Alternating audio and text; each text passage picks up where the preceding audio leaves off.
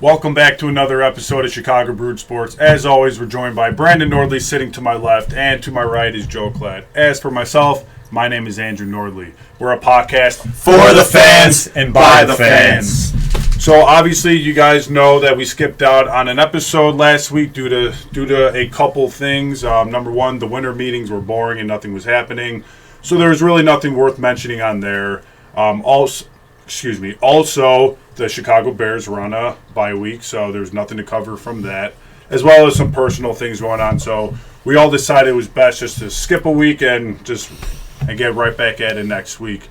But today we have a very, very fun and special podcast for you guys. We have another game coming up for both of these guys later in the day, so stay tuned for that. And I will say, I have no idea what this game's about, but Andrew has been hyping it up, honestly, for a couple days. So hopefully, I think it'll deliver. I think it's going to be fun. So the game is going to be very funny. I mean, I would hope so. I think it's going to be funny. It's going to be informative. Number one, it's going to be funny. I think we're all going to enjoy this, seriously. And very good. And one other thing worth mentioning is instead of like a beer review today, we're going with a Viking blood. It's a mead dating back to the Viking times and stuff. It's like an actual recipe that they used back in the day. So we're going to be sampling that today and letting you guys know. So let's pour some. Let's pour some up. And stay tuned for the podcast when we review it. Brandon, you were at the Bears game. Why don't you tell us about that? I was, and I know you were at the Hawks and Capitals game, so you're going to have to talk about that as well. But no, the Bears game was fantastic. I was there just on Sunday when they were hosting the Detroit Lions, as you guys know. I can't believe it. You know, if we did a review, or if we did a score prediction, boys, I think we all would have gotten blown out of the water. I mean, the Bears, what was the score? 28-13. Who would have saw that coming against the Lions? Now.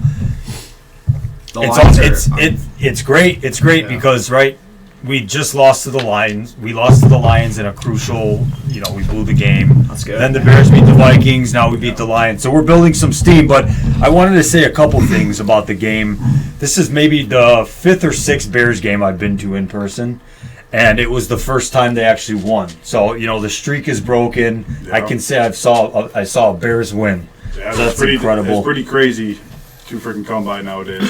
It is against a divisional team. A couple things I thought were interesting from the game I wanted to share with you guys was Lions fans travel, man. They showed up. I mean, I'm talking like, without exaggerating, there was a lot of like, is it 50-50?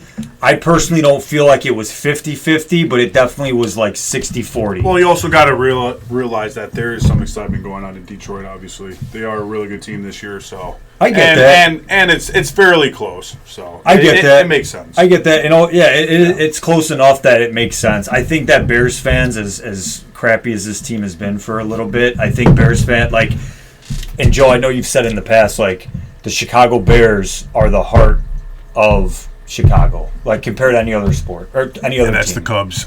I don't think so, man. I think it's the Bears. I think everyone rallies together. 7 million people showed up to the parade. 7th largest gathering in human history.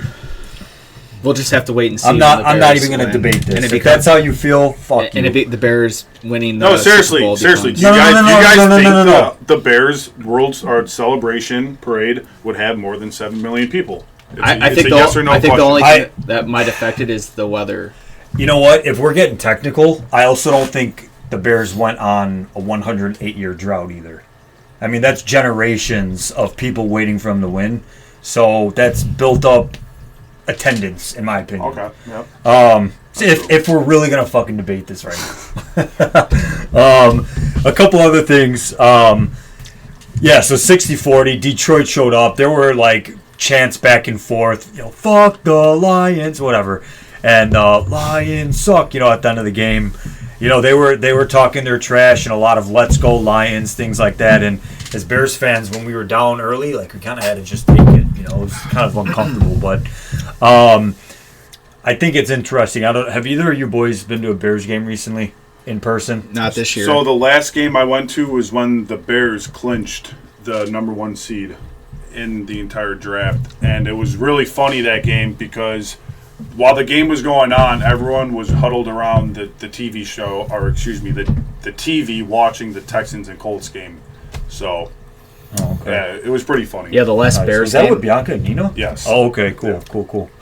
And that was actually my very first Bears game ever. I'm sorry. What's up, Joe? No, that's cool. Yeah. You mentioned that. But the last Bears game I went to was last year, and it was against the Lions, and we lost. Oh, there you go. And we had skybox seats. If you guys know anything about the skybox, it's very impressive. $40,000 though to get skybox seats. Luckily, one of the guys we work with is friends with Virginia McCaskey, Brian Hand. Shout out to Brian Hand for getting those awesome seats for us and inviting me. That was awesome. So yeah, it's really cool. They have this. They have the TVs up there. They have you get prime rib, dude. I'm not even joking. They have a dessert tray that comes out, and they give you all the dessert you want, as much as you want. And they have Chicago hot dog stands in there. They have the only thing they don't have is, I guess, the McCaskies are not big on drinking or alcohol, so they don't have like alcoholic beverages in there. If I was a betting man, dude, that's probably like a law to where you can't just give out free alcohol booze, because that's just danger to everyone. When But you can still buy the booze. You have to go to down to the floor below and get it at the bar, then bring it back up. Even though technically it's like they don't allow it up there, but it's like they don't enforce. You paid good money for those seats. Yeah, so they'll look the other. They don't enforce it. Right. So. But yeah, that's cool. But that was a cool experience to be able. That's a once in a lifetime. I mean, who has $40,000 to ever be able to go? Yeah, and no, thanks for sharing that, guys. The reason I also brought that up was because I feel like there's like a tradition. This is probably the 5th or 6th year in a row that I've been to a Bears game, and it just hit me this year how much of a tradition it is that when you're walking, because what I do with the party I go with, my fiance and her dad, we always park west of Michigan Ave, and then we kind of walk all the way over there to Soldier Field. And on the walk there, you're crossing under a couple bridges. Yeah. And every single year, and it just hit me this year that this happens. Every single year, what the hell were we calling them? The drummer boy, the bucket boys, the bucket boys. By the bucket boys, they're under there, whatever. Fuck the Packers. Like, as soon as you enter the tunnel, hell yeah, at the beginning, everybody, fuck the Packers, fuck. You get to the end, you're quiet. Like, it's tradition. Hilarious. And because you're under the bridge, it's louder, so it's pretty cool. That's really cool. Brandon, can I say something really quick? Yeah. I just want to say, like, you bring up that culture point, like with the fuck the Packers, but when we were up in the skybox seats, you look down at the stadium and you see all the Bears fans, cold and like snuggled together, and it almost makes you feel guilty because you're like, those are the true fans down there. The ones in the bleacher seats. Yep. Though us up here, like, so we got out of our thing and there's some asshole wearing like a full Gucci white suit. You can tell these people just have money. Yep. It's like, you guys are Bears. The real Bears fans are down in the bleachers. And Joel, same with the Cubs. 100% correct, dude. 100%. And that was the last point I was gonna make. Sorry, yeah. No. You're good. You're good. Actually, you kind of reminded me. But it was cold, man. Yeah. We had, what section? We were section, like, I think like 352, I want to say. Which I believe is the most northern side of the stadium, if you're looking at it normally. And either way, man, it was freezing. It was freezing, and it's kind of tough to be there, I won't lie. But you know what? It was a good time. Regardless, it was a good time, and the Bears won, so that's a plus. And that's all I got on visiting. That was a good time, man. And as for myself, glad to share. As for myself, I just went to my second Hawks game this year. They're going up against the Washington Capitals. Hawks did not play well. They lost 4-1. It was actually quite a blowout. Washington scored 3 times in the span of like 10 minutes in the second period. So the game itself was kind of a snooze fest, really. The Hawks have been scuffling. They're one of the worst teams this year. But hey, I'm all and you guys know I'm all for a better draft pick at the end of the season. So we'll see how that goes. But I will say this, and I've probably brought this up in previous podcasts. that even if you're not a fan of hockey, just go to the United Center and watch a Hawks game for the simple fact of the national anthem. I mean, Brandon, Joe, you guys have heard it live finally. Yeah. It is absolutely bone-chilling. Mm-hmm. It just gives you goosebumps. It's one of the greatest things I've ever heard in my entire life. You know, I think the NFL is starting to pick back up on the national anthems. I mean, just watching the games as of recent, especially at Soldier Field, it seems like people are yelling during the football games now. I think that, which I like to see. And it's not even just about how the crowd is really into it, because everyone knows that when the national anthem is supposed to happen, you're supposed to take your hat off and be respectful and quiet, but the Hawks do it differently. The Hawks fans make sure that they're screaming the entire time, clapping the entire time, on top of the energy coming off of the individual who's singing. It's just an awesome mixture, and it sounds great. And since we're on the topic of national anthems, I think what is like the Blackhawks national anthem is bone-chilling. It is bone-chilling. I like the consistency as the same guy. The only thing I'll say is I really did enjoy the national anthem at the Bears game, because one thing you won't see at a Hawks game that you will at a Bears game is those 4 fighter jets going over the top. That's very cool. That is just, dude, fucking America, cool. Man. Yeah, seriously. I mean, it just gets you fired up for the game, for America. It gets you fired up for sure. It gets you fired up. Bleed red, white, and blue, baby. Real quick, too, boys. I haven't tried this yet. I was waiting to cheers you guys. Dude, I just finished mine. How do you like it so far? It's really good. It's sweet. Which I like sweeter meats, but I mean it might be a little too sweet, but we'll get to that later. But it's good, man. It's drinkable.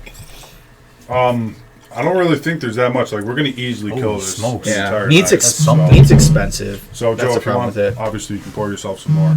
Yeah, I'll wait till you guys are done. All right, well, sounds good. I'm gonna start us off this podcast by jumping into baseball, because if you haven't been sleeping under a rock, you know what has gone down. If you have, well, stay strapped. You're about to find out. Earth-shattering news in the baseball world. Shohei Ohtani and the Dodgers are in an agreement on a record-setting 10-year, $700 million deal. Yes, you heard that correctly, $700 million deal.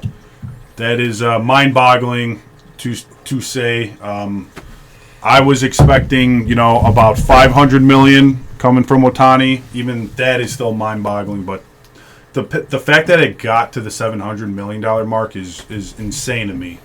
But this contract is so massive, and this is a really fun fact, and it's also quite pathetic too, just because it shows the unfairness. Shohei Ohtani's contract is so massive that without the deferral, and I'll explain that later, Ohtani would have made more in one season than 8 Major League Baseball franchises. Wow. He would have made his $70 million contract per year would have been more than the Milwaukee Brewers payroll, the Cleveland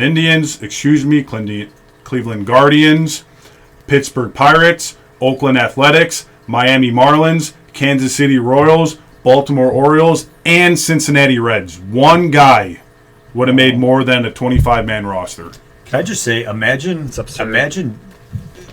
having your team cap be less than $70 million a year and being as good as the Baltimore Orioles are. That team can be scary. Yeah. Dude. No, I mean, seriously. Wow. The Baltimore Orioles are a very scary team, and they will be around for a while.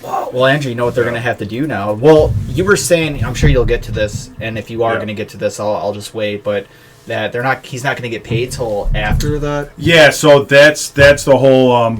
Part of the thing I haven't explained yet, which I absolutely will jump into. More fun facts about Ohtani's contract. He officially passed up, and I may be butchering this name. I know the last name, of course, but he passed up Lionel Messi's $673 million contract with FC Barcelona. So Ohtani now has the world's largest sports contract in history. Wow.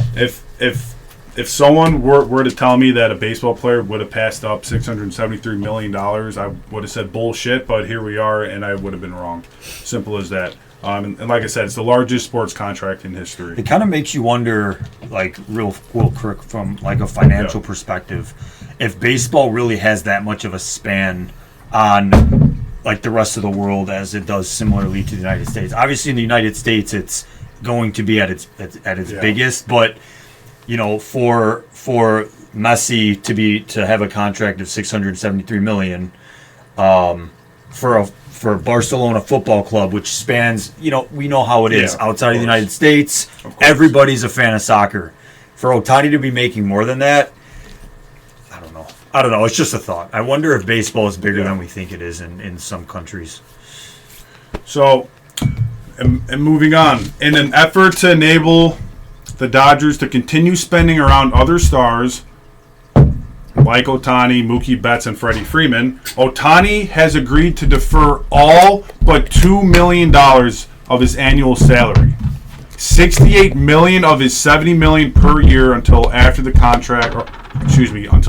completion of the contract. The deferred money is to be paid, and this is the real kicker here that really pisses me off. The deferred money is to be paid out without interest from 2034 to 2043. So somehow the Dodgers scammed the system, and they're not paying any interest at all on that entire contract. So they're saving a massive amount of money for doing this. So Andrew, what you're saying is basically after this 10 years that they're going to suffer huge. So probably for the next 10 years after the Dodgers starting in 2033 are going to suffer mightily, and I will get into that. But yeah, it's just Andrew. Are you going to be getting into inflation and stuff too, or is that something I can discuss real quick? If you want, go ahead.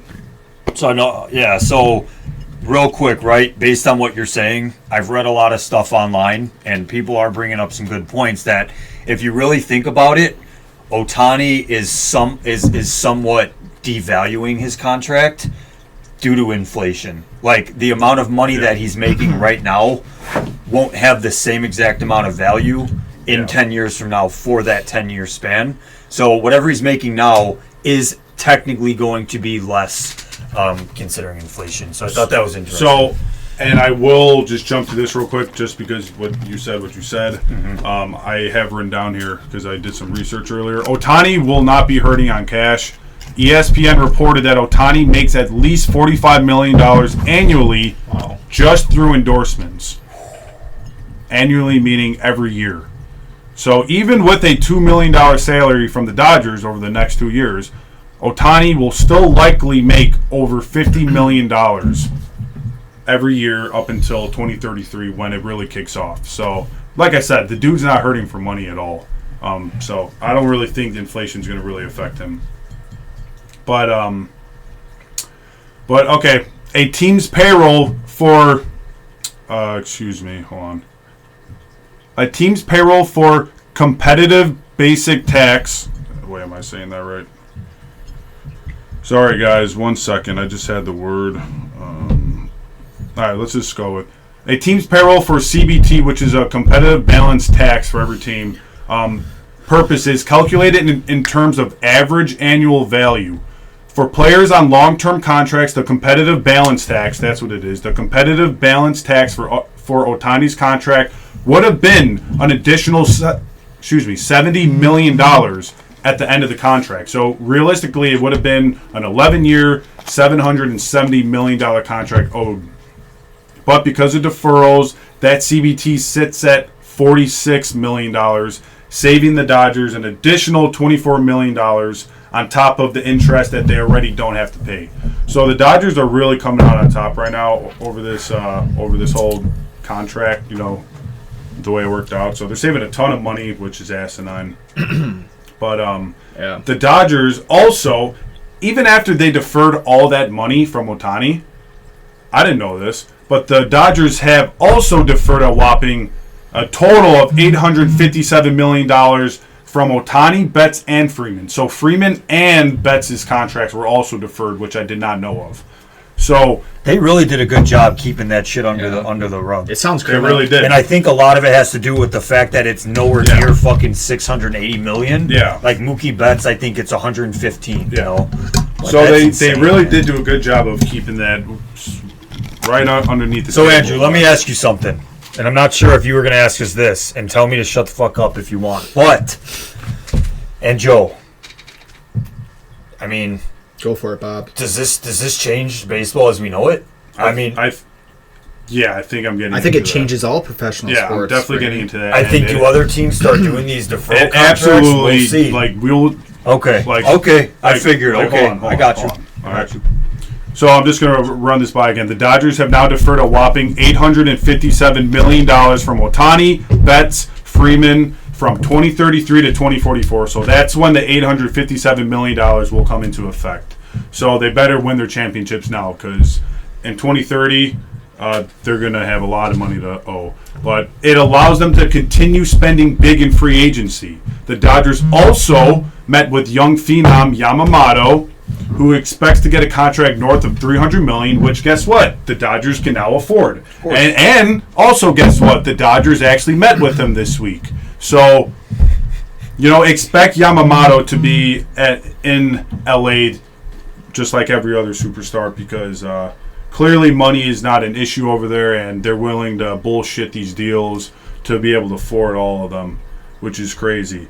On top of trying to get Yamamoto, the Dodgers are also in pursuit of Tyler Glasnow, the ace on the Tampa Bay Rays, who's owed $25 million. So we're getting into some pretty crazy territory here, and I hate dropping this word, but I think I am going to drop the word because it's very appropriate. Boys, is the dawn of the super team upon us in MLB? Super teams being in NBA and stuff. Yeah. Is that a possibility in baseball now with what the Dodgers are doing? Absolutely, dude. 100%. And I'm going to be rooting for every team that plays against the Dodgers. I could promise you that. Look, even the Brewers. I've never been a fan of the Dodgers. Brandon knows this for damn sure. I've never been a fan of the Yankees. He knows that for sure. But I'm with you, Joe. I will never in my life root for the Dodgers a single game. I don't care. Even if they play the Brewers. Even if it's against the freaking Brewers and NLCS, let's go Brew Crew. Let's go Brew Crew. That says a lot of Andrew. Yeah, and that says a lot coming from me. I feel like, so I personally feel like super teams in baseball have always existed. I just think to a different magnitude. I will admit that I think this, like what the Dodgers have been doing, is kind of changing the stakes and changing the dynamic of contracts and things of that nature, but because, and Joe, I know you kind of agree with me on this, and I'm curious what your take is. Because baseball has always had no salary cap compared to other sports such as the NFL and things of that nature, baseball by default, cap space wise, has always had super teams, and that's just the fact of big market teams are the super teams in the MLB. Yeah, it's always been that way. Now the sport itself is different. Like, to have a level of success, you still need to, it's still super reliant on the player as opposed to the team, and you got to get a bunch of good players to do it, but it helps when you have a lot of cap space, man. You're right, but this is on a whole different level. I agree. Like, yes, okay, Brandon is technically correct. The Yankees, like that, and the Red Sox in the past have spent boatloads of money to get the best players from everyone. And I guess at some point you can't consider that a super team, but, a smaller super team, right? But now this is just a whole different ballgame. We're talking like legitimate super teams that's going to run baseball for easily 10 years if players stay healthy. Well, Andrew, I think it's not only going to run baseball, but this is going to open up contract for every and also sports. And all professional sports it could have an effect on. It's going to. And imagine it's already hard to compete as it is for a small market team. Now imagine nowadays. Now it's incredibly hard. But the Dodgers payroll sits at $219 million right now. That's after signing Ohtani. That's $18 million shy of the first luxury tax threshold, which obviously they're going to exceed. Of course. Because they have all the money in the world, which means the Dodgers still have a plethora of money to go out there and dish out. Why not get freaking Yamamoto? Why not get some other primetime free agent? Yeah, why not? Why not? Yeah, why not win the World Series for the next 10 years? At this point, you might as well. Yeah. Not if the Bravos have anything to say about it. I don't care what you say. As good as the Dodgers are, and yes, they are a bona fide super team, changing the fucking MLB as we know it.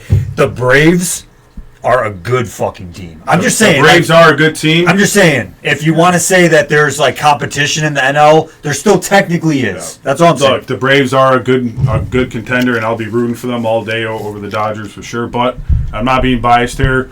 We also got the Chicago Cubs here. We're growing a really good team together. Andrew, I was going to ask you, I don't know if you're going to bring this up or not, but do you know what the Cubs offered him at all? Or are you going to get into that later? Did they offer him So a similar I've contract? actually have been looking for that. I have not seen what the Cubs offered, but in my opinion, it was probably over $500 million, maybe closer to $600 million, which is still insane. Yeah. But still making the highest paid athlete, right? So there was speculation that Ohtani was going to Toronto because Toronto had a $700 million offer on the table, right? And the Dodgers didn't even have that. So within the last day, there's a legitimate report.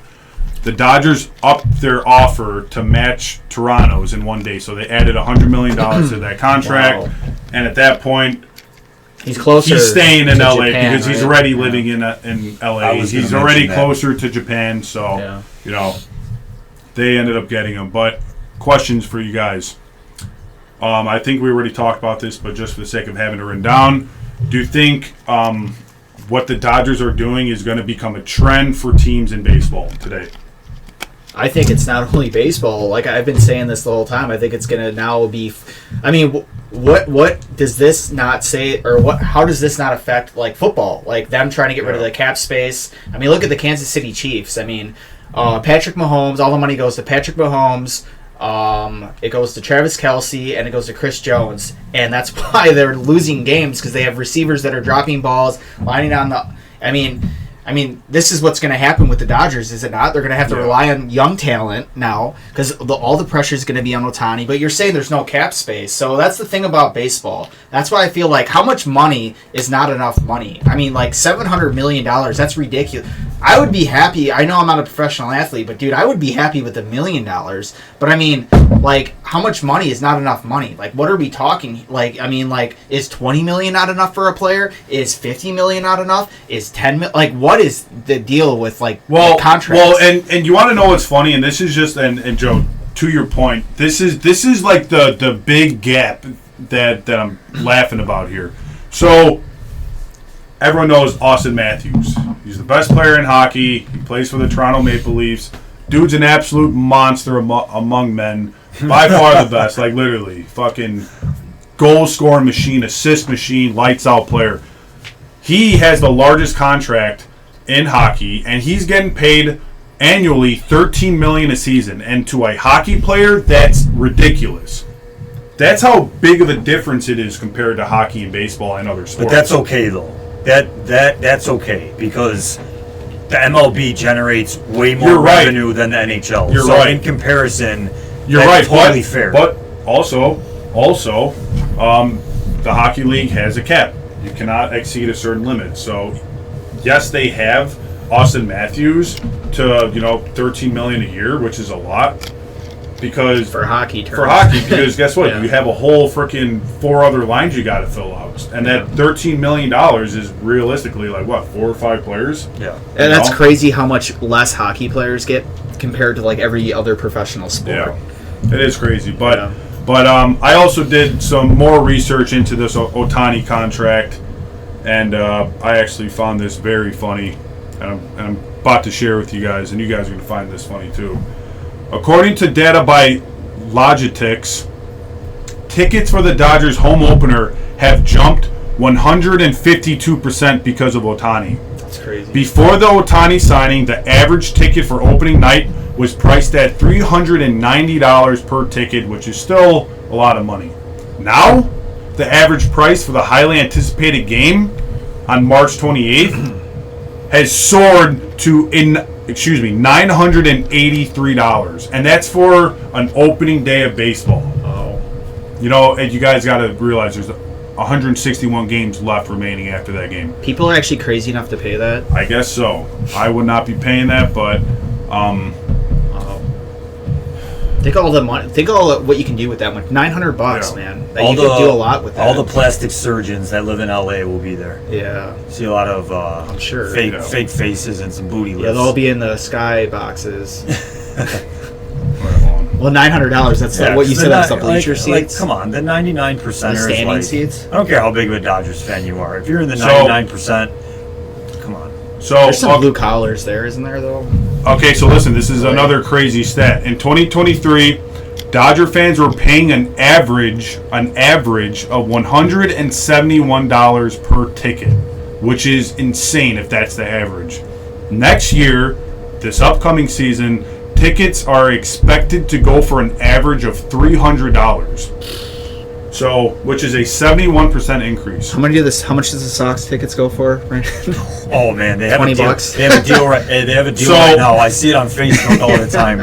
Real quick, sorry, Andrew, but the White Sox are so desperate, man. They have like a package deal. It's like $49 for 6 games throughout the year. You get to choose, and if you want to go to opening day, they jack up because the they know price. that they won't make the playoffs. Just a tad. So even I still won't be going. Yeah. Even with a team like the Dodgers, with all their all-stars, pretend like it's not the Dodgers and it's just the White Sox. Would you be paying these ridiculous ticket prices? Yes or no? No. Would you pay $300 to go to a game, and that's not including alcohol and food? Well, imagine trying to bring your family to a game. You can't do that anymore in LA. There's no way you could do that. You get a nice steak dinner, man. Well, right. There's no way you could do that. So, of course, right, the key word here is average. So, we're talking 100 level, back row, 100 level, and then when you get closer to home plate, it's probably in the thousands.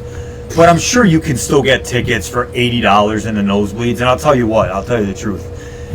If I was a Dodgers fan, I would want to see that team play, man. I really would. And if I can get tickets in the nosebleed in the back row of the 500 level to see those guys play, I'm going to that game. Well, you got to realize that, yes, you're still paying for nosebleeds, but guess what? Your wife and kids are going to want hot dogs and food and drinks and stuff, and all that shit is soaring as well. That's fair. So, regardless, even if you buy nosebleeds that are still going to be expensive compared to any other ballpark, you're still going to be paying a shit ton of money. So, if you're a Dodgers fan, kiss taking your wife and kids to a game goodbye, because you'll be going by yourself probably. Can't argue with that. Yeah. So that sums it up just for the Ohtani fucking contract. It's ridiculous. But I wanna retract my statement that I said previously. Before Ohtani signed, I said I could speak for most Cubs fans here. We're super excited over the thought of the unicorn playing for the Cubs. Obviously, who wouldn't be? But after seeing the increase in prices and the pure amount of money for a soon-to-be 30-year-old coming off of multiple surgeries and made of glass, honestly, I'm happy it did not happen. I'm happy the Cubs did not get Ohtani for that amount of stupid money. That is uncalled for. It's ridiculous. I don't agree with it. Thank God the Cubs missed out on this guy. This is my luck. I think we're lucky. We could spend that money much else. And I wrote down some fallback options for us. Cody Bellinger. Guess what? The New York Yankees were set to be hard after Cody Bellinger. And who did they get? Juan Soto. Right. Not happening. So Cody Bellinger is not going to New York, so you can wipe that off the list. Who did the Giants sign today? Jung-Ho Lee, the other Japanese center fielder who was posted. He signed 6 years, $113 million. And what did I say to you earlier?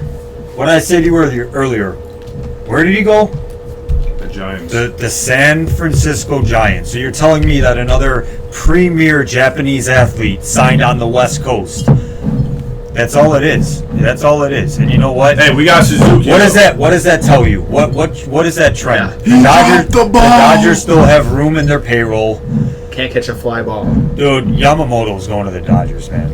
Don't bet against the Dodgers. That's what I learned. That's what I said from day one. That's where Ohtani's going. That's where he went. I think Rob Manfred would be in his best interest for that not to happen. And can I say one more thing? Since we're talking about free agents? And this is a conspiracy theory, and you could believe it or not. I kind of believe it. I think the league forced a trade from Juan Soto from the Padres to the Yankees. I think that was a deal that was forced, that had to have happened. There's a lot of backstory behind why I think that. If you guys want, I could get into it. But I just think the league forced Juan Soto to go to the Yankees and off the Padres. Well, I think if there's one thing you can maybe thank the Dodgers for is that, well, first of all, they're going to be atrocious in 10 years from now. But the Dodgers essentially kept Bo Bichette from staying with Toronto. That's how I feel, because if Ohtani signed with Toronto, I think they're also 100% re-signing Bo Bichette, and they're not trading him. I know we talked about it on our last podcast 2 weeks ago. You don't think Bo Bichette really will find a home in Chicago because of the Horner-Swanson duo. But I think you do go out and trade or get a guy like Bo Bichette if you're the Cubs and you're trying to contend, especially now if you're trying to contend with super teams like the Dodgers, and then, not so super, the Braves, even though they're phenomenal. So, you know what? That possibility, that door remains open. The Cubbies now can also go out and get a Pete Alonso, which, man, how good would Pete look in a Cubs uniform? With that power that the Cubs are clearly lacking. The first baseman that they do not have.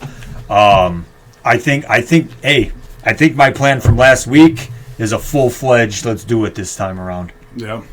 So obviously the Cubs have to do something if they plan on being competitive this year into October. But, yes, I think Cody Bellinger is a real possibility now that the Cubs re-sign him. I think that window is wide open for the Cubs to just swoop in there and grab him. Matt Chapman, free agent coming from Toronto. He provides very good defense. He has some pop in his bat. He has declined, so we'll see how big the contract they give him, but he still provides a lot of value. And we need a third baseman. And, of course, Yamamoto. If the Cubs are willing to dish out $500, $600 million to Ohtani, why not just get the premier pitcher in free agency, because we need another pitcher to go along Justin Steele. So look for them to go after Yamamoto. And also some potential trade ideas for the Cubs that I've heard. The Cubs are looking at Shane Bieber. They're looking at Tyler Glasnow. Because, like I said, Justin Steele needs another top-of-the-rotation arm to go alongside of him. It put a lot of pressure off of him as well as other people. But one deal or one article that I read today was interesting. I don't know how true it is. It may just be a floater. But Paul Hoynes on the Cleveland Plain Dealer Reports says that the Cubs have been in contact for Cleveland Indians first base DH Josh Naylor. It's important to note that Naylor has 2 years left on his contract. Great player. And he's not just a rental. You have him for another season. So I don't know how much that makes sense for the Indians to get rid of him, but I would gladly accept Josh Naylor on the Cubs. I had him on fantasy this year. So did you, Brandon, and we both understand how good he did this year. We had a trade that involved him, actually. Yeah, we had a trade that involved Josh Naylor. Josh Naylor, we know a lot about the guy. He's just a beast. I'm surprised that, and I don't know how realistic this is. I don't know if there's reports out there about it, but there are reports out there that Dylan Cease is on the trade block. So before we get started, I heard that they actually took him off the trade block just because teams weren't willing to meet our expectations, your expectations, which is I 100% agree with Chris Getz there. You have a primetime freaking pitcher and Dylan Cease. Doesn't matter if his ERA was inflated. The strikeouts went up. If he goes to a good team that's healthy, good defense, he's going to return back to the 2022 version of himself. So the White Sox should absolutely not sell low on Dylan Cease. And I also think what he's probably trying to do is hold out until a team gets desperate at the trade deadline. And then what? Now they're more desperate. Well, also, it's in the heart of the season.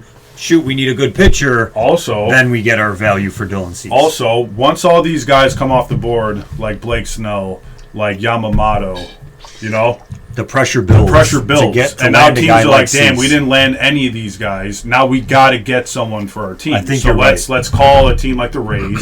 Let's call a team like the Indians, the White Sox, and see what could go down. And then they're a little bit more desperate and willing to give up. I think that's well played. I think that's well played by I think that's well played by Chris Getz. The only thing that does worry me is that if we're in the middle of the season and we're at the point where it's the trade deadline, it could be concerning if, let's say, Cease comes out in 2024 and for the first couple months of the season he's not playing well. Let's say he's a product of his own environment. Let's say the White Sox are struggling as a whole and therefore Dylan Cease struggles as a whole. I could see a world where then his value isn't that good compared to what we would get for him now. So it is a little bit of a gamble, in my opinion, but I do see Chris Getz's thought process there. I promise you one thing, Dylan Cease will not be on the White Sox come July. Come July, he'll be off. Whether he's traded this offseason or during the baseball season, that's it. He's getting traded in July or before then. Because if you hold on to him, like you said, anything after that, his trade value steadily really declines. So they're not going to want that. But one last thing over this, let's talk about small market baseball teams for a second. And we don't got to talk that much on them, but do a small market teams have a massive disadvantage in baseball nowadays? I just wrote a couple points. You guys could piggyback off my points. But number one, small market teams, they got screwed over with the draft lottery. So now it's not guaranteed that you're getting a top 5 draft pick, even though you only won 44 games in one season. You could still get the 6 somehow. Kind of like what happened this year with the A's and the Royals and stuff. They can't retain top talent, which obviously sucks, and they can't afford superstars. So do you guys think that small market teams are at a massive disadvantage in baseball, and what do you think should be done to counteract that? Well, I was going to say cap hits. I mean, then that would literally prevent all this from happening, right? I mean, I think players deserve to get paid, man. Absolutely, you deserve to get paid handsomely if you're an elite player. Absolutely, deserve to get paid handsomely. But like I said before, man, how much is not enough? You know, so I feel like there should be some kind of fucking limit to this Joe, stuff. I know you said it earlier, but it's crazy to think that like 50 million. No, 20 extra. You know, it's like 50 mil is a lot of money. It's absurd. It's absolutely absurd. It's crazy. And they deserve to get paid a lot of money. I don't think they should not get paid. But $700 million? What the fuck, man? What are you trying to do? Buy a fucking country, it's man? It's all relative to money. It's all relative to revenue, and especially a guy like Ohtani. A big part of his contract and why he's getting paid as much, I'm sure a big portion of it is not even just from a talent perspective. It's from, and I know Andrew said in the past, it's from the fan base in Japan that he's bringing with him. Right. And that alone is going to generate so much revenue. So that's what it is, man. It's just baseball players make a lot of money because the MLB makes a fuck ton of money. And that's just a fact, dude. Yeah, I think in a world where an individual player makes more than 8 professional baseball clubs, I think now you're getting into like some Hunger Games shit right there, dude. You know, Andrew, have you ever seen that? Like movie? You're getting into Hunger Games shit right now, dude. You're talking elitist and like people that stand no chance anymore. I forgot that poverty franchises. I forgot the name of this movie, Andrew, but you might know. It's a baseball movie. It's about this kid that goes back in time and he sees like an old baseball player, and this kid tells this baseball player that that baseball players in the future where he comes from make more money than the president, and the guy couldn't believe it. The player, he's like, you're funny, kid. You're telling me that, you know, a future where athletes make more money than the president of the United States. You got to be kidding me. And who would ever guess? You know, look at those athletes. I mean, I would like to go back and what would Mickey Rourke or what would Babe Ruth? I'm pretty sure that those guys that played in like the 10s and 20s, like they still had side jobs. Right. Like they played baseball, but they still did things on the side. Like, unless you were Babe Ruth, of course. Babe Ruth, I heard, came drunk to like some of the games before. Yeah. And would some of those guys went like paint, like on the weekend they were going painting and shit. Yeah. Of course. Like the average Joe back in the day, you know, tried out for it and had a good shot at making. You know, Shoeless Joe Jackson was like shining shoes or some shit, you know, on the weekends. But is that how he got his name? Yeah. Exactly. I have no idea. I'm not sure why he got the name, but I think he ran himself out of his shoes or something. Yeah, that's what I was about to say. It makes sense. Like he was maybe so fast at that time that they just kind of shoeless Joe like could run out. You know how like players run out of their helmet nowadays? Makes sense. Yeah. But and on a side note, and this is the last thing I'm going to say, for whatever reason, Bryce Harper, if you guys know, he signed a deal that was 13 years worth, $345 million with the Phillies, and and that like you think you would have enough money, right? But no, greedy Bryce Harper went out and said, I want to reconstruct my my contract and I want to make more money. Why do you got to make more money, bro? That's a clown question, bro. That's a clown statement. That's a clown statement, dude. It's a clown question, buddy. No, that's funny though. I mean, Bryce Harper is just a fucking character, man. He's a douche. Like, hey, I'm not happy making $345 million. I want more now because Ohtani and all these contracts. Crazy. Again, number one, Bryce Harper's not a pitcher. Number two, Bryce Harper gets injured. Number three, Bryce Harper doesn't have millions and millions of Japanese fans following him around. So I don't think he deserves what Ohtani makes, I'll be honest. But just to get back to what your initial question was, Andrew, real quick, and I'm going to keep it extremely brief here. I think that small market teams are at a disadvantage, and the only way that they can survive is by having a good development team, a good training staff that can make what they have. Basically, what I'm saying is they need to have a good training staff and a good scout department so that they can really, what do you want to say, milk the shit out of their players and really get the most out of each player. They're going to have to rely on young players. They're going to have to rely on young players that they can genuinely create into all-star talent. It's the same thing with the Chiefs. And then what happens is when these players do become good and then they become free agents, you let them walk and you rinse and repeat and you do that again. But I think that, and we can argue about this all day long, and I will always argue about this with you guys all fucking day long. And I know we've talked about it on other podcasts. I hate the lottery system.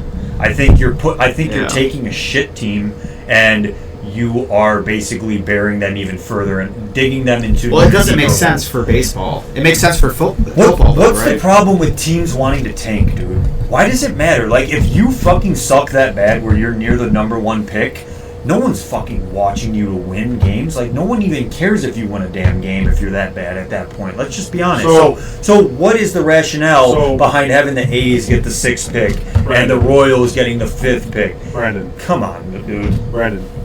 Remember the days where the Oakland Athletics in like the 2010s, 13s, 14s, even the 16s, they were a good team. They had a lot of good players on that team, and guess what? They made the playoffs every single year. But instead of continuing to go for it and just give players money, because back in 2010 and stuff, players weren't getting that much. Like a mega contract back in 2010 was like $120 million, which is a lot of money, but nothing compared to nowadays. Like, shitty players are making that now. Yeah. But... Well, I mean, I think it's bad culture too, right? I mean, to just professional. I just think that like I don't think you blame the lottery system on that, dude. You blame literally the ownership of the Oakland A's. But that doesn't mean that that's the majority of all small market and teams. That's fine, but that's a decision they made. I think it's a bad decision. Let's not. And I think they're cheap, but I think if you're the worst team, you deserve the number one pick. Let's not pretend. I agree with you on that. Let's not pretend that even though they're a small market team, they still have money to dish out. They just choose not to.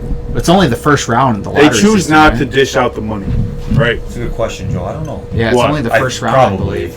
That's the first round. So the second, you get the second round, then you get the better pick. Well, I don't think that's necessarily true, Joe, because I think the way it works is I think it's like.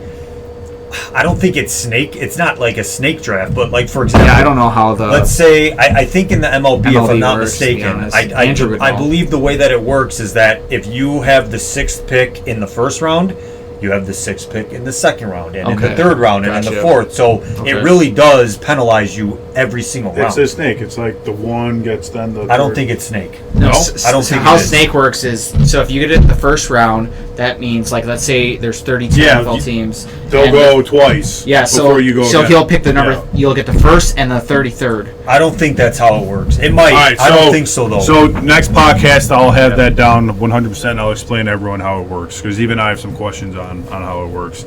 But yeah, I just think it's really sad how a team could dish out billions of dollars when a team can't afford a $25 million ace pitcher that they develop. I just think it's messed up. Yeah, it's partially on ownership. Well, that's why there should be cap hits. Make the cap hits more money then. Yeah, I just think that, I don't know what Rob Manfred has to do. I have no faith in Rob Manfred. He's fucking garbage. We'll see if he decides to do something. Well, Andrew, doesn't it make sense to you have, to me, like, if your MLB team can't afford certain players and like the Dodgers can, then to me you should have laws in place in the MLB that there has to be cap hits for the whatever the teams can afford. That only makes sense, because otherwise, like you're saying, you have super teams. So, like, what's the point of having these, like, underdog shitty teams then? It's like you have to have cap hits then, almost, right? That's what it makes sense to me. But the thing is, they have a luxury tax threshold, and there's 3 different thresholds, right? Well, it sounds like there's and loopholes.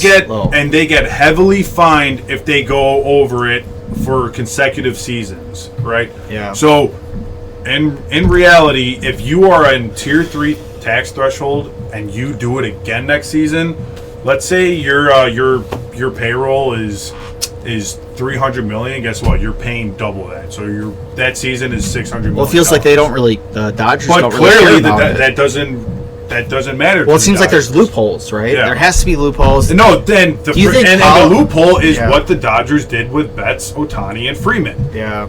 So do you think that you brought up taxes and that? Do you think that politics might be involved? Like, backdoor handshakes with, like, the governors and that stuff? Do you think that there might be some of that going on? I know we don't get political on this podcast, but do you think that does get involved?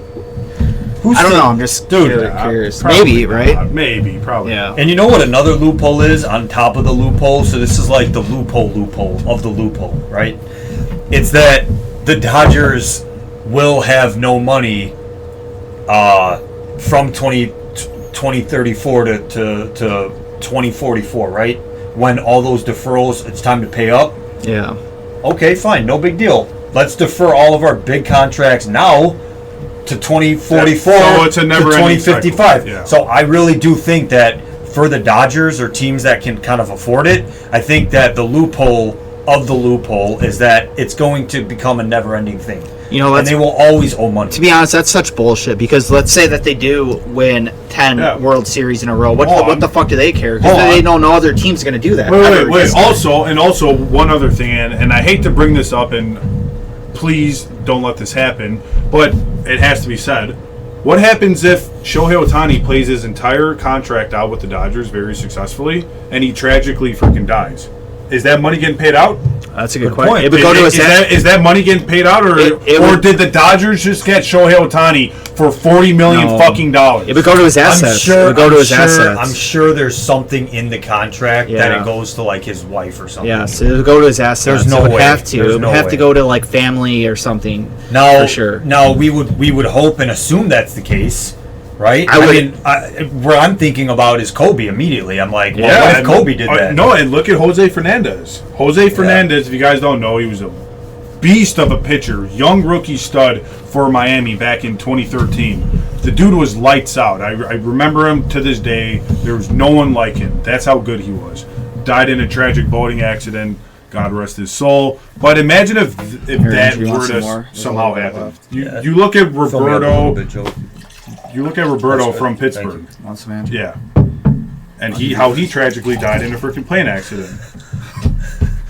I already had my seconds. But hopefully that's not the case. We're just talking. But boys, that's all I have for baseball. I hope you guys enjoyed it and you guys learned something new today. No, it's good. Over that. I would like to know if you can get, like, some facts about how the you were saying the draft, if it's a snake draft, or how the draft works exactly in MLB. Yes. So I will 100% next podcast. I'll break that down. And then if you could maybe do a little, or I'll do a little research, see if there is, like, some politics involved with back alley deals or whatever. Which, dude, I guarantee there's some back alley stuff going on with the Dodgers. It sounds like if they have loopholes to get through without trying to not pay for taxes or whatever.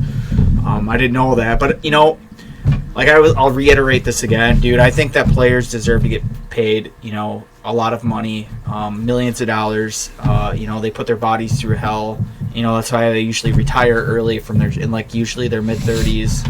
If you even make it to your mid-30s, which is actually kind of old in professional sports talk. But, I mean, I think there should be some kind of cap limit on all the professional sports, and every team should be able to pull from this pool of whatever your cap is, and you shouldn't have one team that could do more than the other. I don't think that's really fair at all. I think it makes it not enjoyable. It's bad culture. Yeah. I was talking about it's like, who cares about any of the other sports teams then if you know that this team has all the best players? Yeah. Remember the Miami Heats in 2013? Chris Bosh, Dwayne Wade, and the yeah, exactly, and with freaking Birdman as well. Yes, I mean it's just shitty, like look at the Bulls. I mean, what they accomplished in the '90s. I mean, you don't see that anymore nowadays. So it's just, I mean, look at the Chiefs. They're doing it. They're paying Patrick Mahomes all this money. I mean, I talked about this before. Travis Kelce and Chris Jones, and they have receivers that are lining off sides, dropping ball. They don't have any good receiver. I mean, you have Rashee Rice, which he's good, but he fumbled that one ball and cost, it was a huge fumble and probably could have potentially lost the game because of that.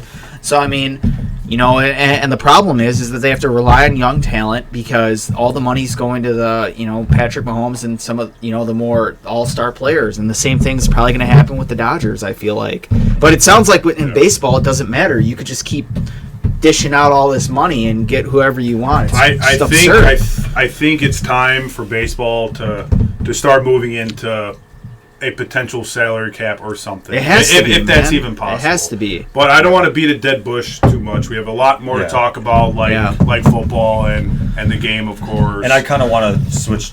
My thing is totally off topic, and then we can transition. Yeah. So, but I just wanted to say, gents, my session's over with. All right. Take the floor. All right. I just want to say one little thing. So, I don't know if you guys have seen. I'm trying to be a little bit more active on social media.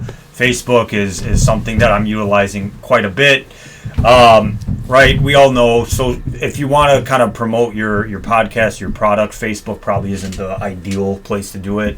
But it's kind of the social media platform that I myself am most familiar with. But please, feel free to show support. I'm always debating anyone who comments, and feel free to send me a friend request, debate me, like our stuff. We really appreciate it. We do want to get more active on Instagram. Andrew, I know Andrew's kind of doing a really good job pioneering that. So I officially took over the Instagram page that I've been working on. I know I've heard from many people, because we're always talking to people, getting advice from our friends and family. And I think TikTok is something we'd like to get into. So we're going to try to do that. One other thing, and tell us if you like this or whatnot, but we want to upload our podcast onto Spotify. So you guys don't physically have to watch the video. You can just listen to it through Spotify of just us talking. I think that also be very important. Absolutely. So that is also plans for the future. So of course. I mean, we also have more plans for the future, right? We want to get better video quality. We want to get better lighting. We want to invest in this podcast, so invest in us if you can. Oh, did you guys get that picture of that light that it was $1,200 for that thing over at that home goods store. I forgot the name of it. It's where they sell a bunch of stuff for your home. But $1,200 for that light. Is that IKEA? No, not IKEA. It's Home Goods. Oh, Home Goods. Is that a name of a store? I have no idea. I think it is. Grace wanted to go. Home Goods. Grace $100. Grace wanted to go there. She likes looking at that stuff. And dude, I saw it. I took a picture and I said to him, maybe I'll upload it or I'll send it to Andrew. Yeah. Andrew to upload on Instagram. Boys, but we got to get our Binny's sponsor, and then we'll go ahead and. Hey, Robbie Gold, come on, man, come on our podcast. Yes, we sent you a message, and you got to open that, Robbie. But just one thing. I feel as if we're in our most fun stage of our careers right now. Absolutely. I think our careers. Well, you gotta be positive. Of our hobby and career in the future. Yep. But I'm saying when we do make it one day, we're gonna think back in these moments and be like, damn, we're in the basement putting up sheets and stuff. Next thing you know, I'll be on Undisputed, man. I'll be with Skip Bayless, We'll be shooting the shit. Yeah, and Brian will be on Monday Night Raw. Hey, I am a firm believer that you got to speak things into existence. Be like, hey, we are going to be a good damn podcast one day. We're going to have a lot of followers. We just got to put in the work and effort to do it. Yeah, so if you guys want to support us along the way, 157 subscribers stick with us along the way, YouTube. for sure. And maybe even in the future, if we get a little bit bigger, maybe we can start doing like giveaways or shout outs or stuff, you know? Maybe get some like crowd work involved there. That'd be kind of fun. Absolutely, man. I think honestly, dude, I think the possibilities 160 are endless. subscribers. The possibilities are absolutely Possibilities are endless. So we're moving. Possibilities are endless for our viewers too. You know, this is a show. This isn't just a podcast, right? I mean, you guys can see us. We're animated half the time. Like, this is a damn show that can also be a podcast if you just want to listen to it. You don't have to watch us. I will say, you're good, Joe. I'm sorry, but because this is a show, like, I do envision a day where, you know, we have kind of like a little highlight reel, and I know copyrights is an issue and things of that nature, and we consider those, but we want to be able to show you guys what we're talking about and stuff. So we'll get there. I will say, since Andrew has been giving me title names, that our views have gone down. That when I was making the names for the videos, they got more views. So thank you, Andrew, for that. I'm just messing with you. Hey, dude. I'm totally messing with you. I'm totally messing Facts with are you. the facts. I'm not sure how true that is, but Look at the views. I said that I couldn't say that with any higher pitch of a voice, but yeah. Joe, it sounds like you got kicked in the balls. Look at the views. But yeah. But yes. One day. Yeah, so Joe, do you have some special guests on here again? Of course. Joe, do you have any? I think we should probably. So here's what I'm thinking. Yeah, just a small segment on the Bears. I think we talk about the Bears a little bit, Yeah. and then maybe after that we jump into this game Andrew's got planned. Yeah. I can't wait. We're at an hour and 1 minute, so yeah. No, this game is gonna be fun, dude. You guys are gonna absolutely love it. I know you guys are gonna love it. Woo! It's gonna be hilarious, guaranteed. Yeah, I just got a small segment on the Bears. I mean, the Lions played the Bears at Soldier Field. The Bears won, which was an upset, 28-13. I think the Lions were 3-point favorites in this game, which is great. I mean, the Bears defense has been playing at an elite level. Absolutely.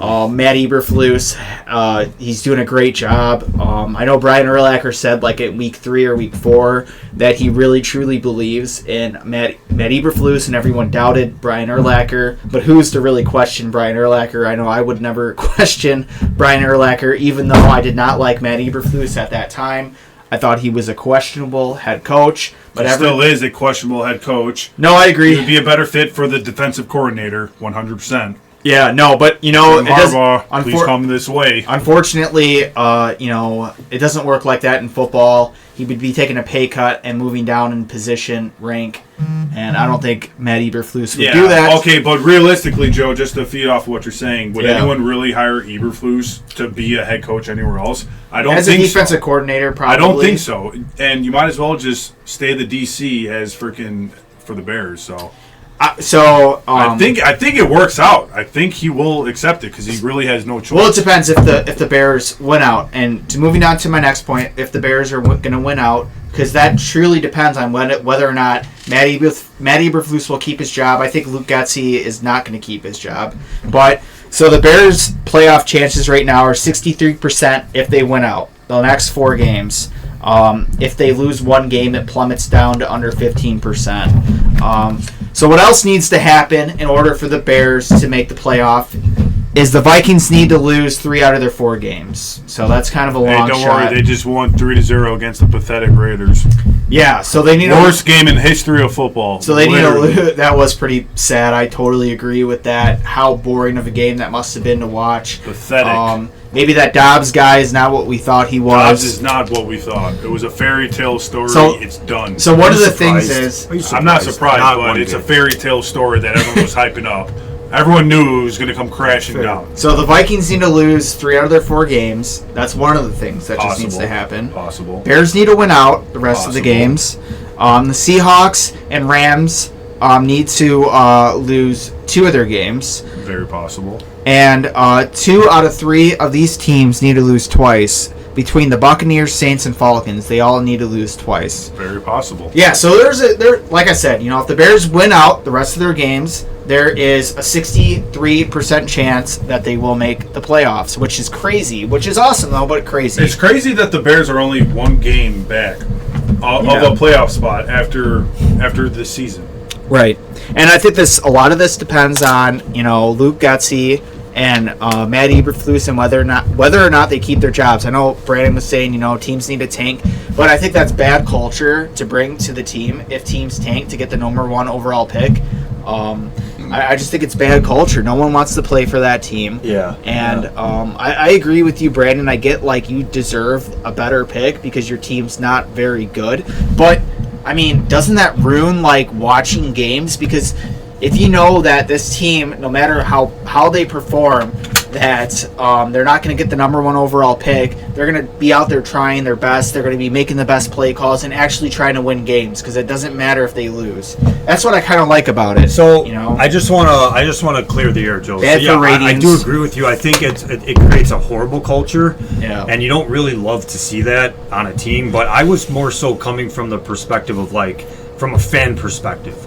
If you're a fan, it certainly makes a difference in player in team camaraderie, happiness, things like that. But from the perspective of a fan, if your team sucks, your team sucks. Right. You know what I mean? If you win 75 games, what difference does it make if you win 69 games instead of 75? From a fan perspective, I don't give a shit. You're still fucking losing. You're still not making the playoffs. So from my perspective, I don't think it matters. But I do agree that tanking is not healthy for a team to do, and I wouldn't necessarily advocate for them to do it.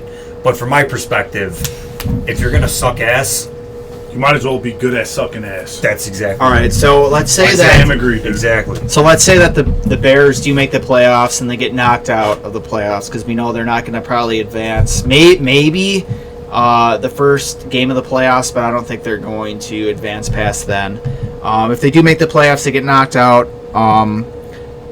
I got some questions. Do the Bears keep Justin Fields? Do they trade him and draft a quarterback? If we trade him to another team, I think we get at least a second round pick for Justin Fields, maybe a third round pick, somewhere in that category. Maybe 2 third-round picks. Who knows? I don't know. Something like that. I think Justin Fields is worth that at least a third-round pick at the bare minimum. And then we draft Marvin. This is what I would ultimately like to see. I would like to hear your guys' opinion.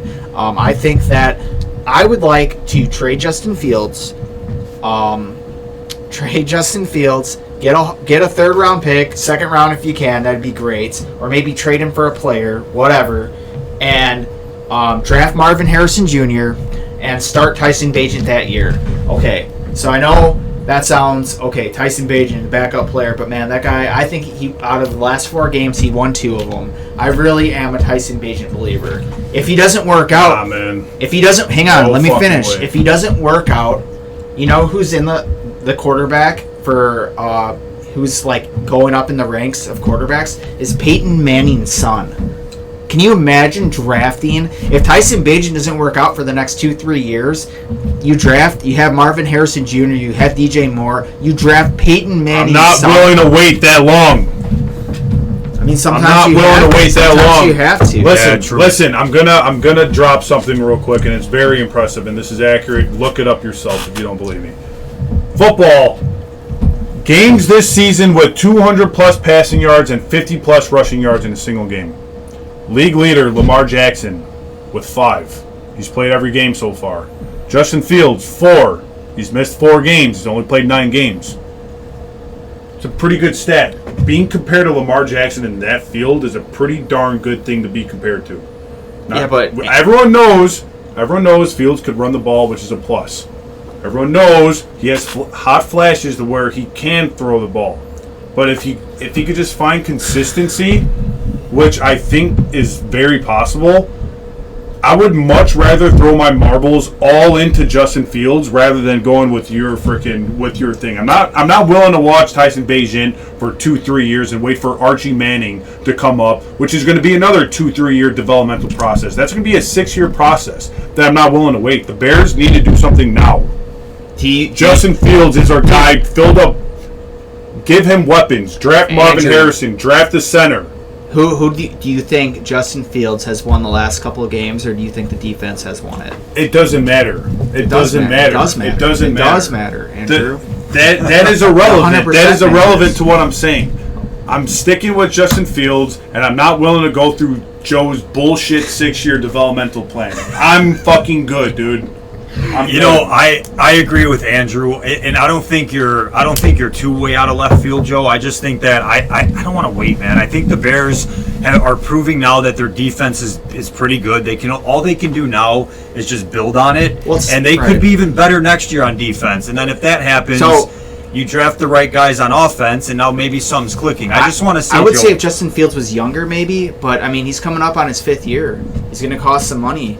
To go for if he stays at where he's at. The Bears are dying on the hill of Justin Fields. They're riding and dying with Justin Fields. And you know what? 100%. Justin Fields is going to get his contract. He's going to make some money, and it's either going to be a huge fucking bust. But there's nothing else we could do. There's nothing else the Bears can do other than offer that contract and see what unfolds. So I tune into Prime Time. It's a TV show, highlight show. That stars Chris Berman and Booger McFarland. Every day on ESPN Plus. Back. Yep, that guy? him. Nice. Yep. Too bad they cut him out of the home run. Bunch of characters, those guys. Too bad they cut him out of the home run. But they have a really good highlight show on ESPN Plus that I tune into, and Booger McFarland, with absolute confidence, went out and said on this week's episode, he's like, "Look, you keep Justin Fields. He's a dog. He can be." In the situation that the Bears are in, you have to ride with Fields. You have to use your draft pick a different way. You can't waste the first. And you can't. I'm back and forth on it. I have been all season long. I go from episode to episode saying, let's get rid of Fields. I keep him. I mean, I can't deny that I'm a little bit impressed with what the Bears have done since Field came back from injury. You know what I mean? The defense. I mean, I know the defense is carried. I agree with you 100-fold, Joe. But he fumbled the ball once. He fumbled, turns the ball over he holds onto the ball too long. I mean, it's just like he's not doing anticipation. We all know that, but there's a lot of factors that go into that. It's tough. He needs a better. I don't have faith in Beijing. He needs more. He needs another receiver other than DJ Moore. Yes, he has Cole Kmet, who hasn't dropped 60-plus passes in a row, which is, I think, broke an NFL record. I'm not even kidding. How old is Fields, man? So Cole Kmet is doing good. 24. DJ Moore is obviously a stud, but that's all the Bears have. That's young, man. Dude, if you give Justin Fields another A.J. Brown-esque player like Marvin Harrison, could you imagine the damage that could be done? We're just speculating here, and could you imagine the damage that could be done? I agree, keeping Fields for another year because it'll be his 4th year. It won't cost a lot, but dude, I don't know if I want to keep him past his 5th year option, man, because it's going to cost a lot of money. Would you pay Justin Fields what they paid Daniel Jones?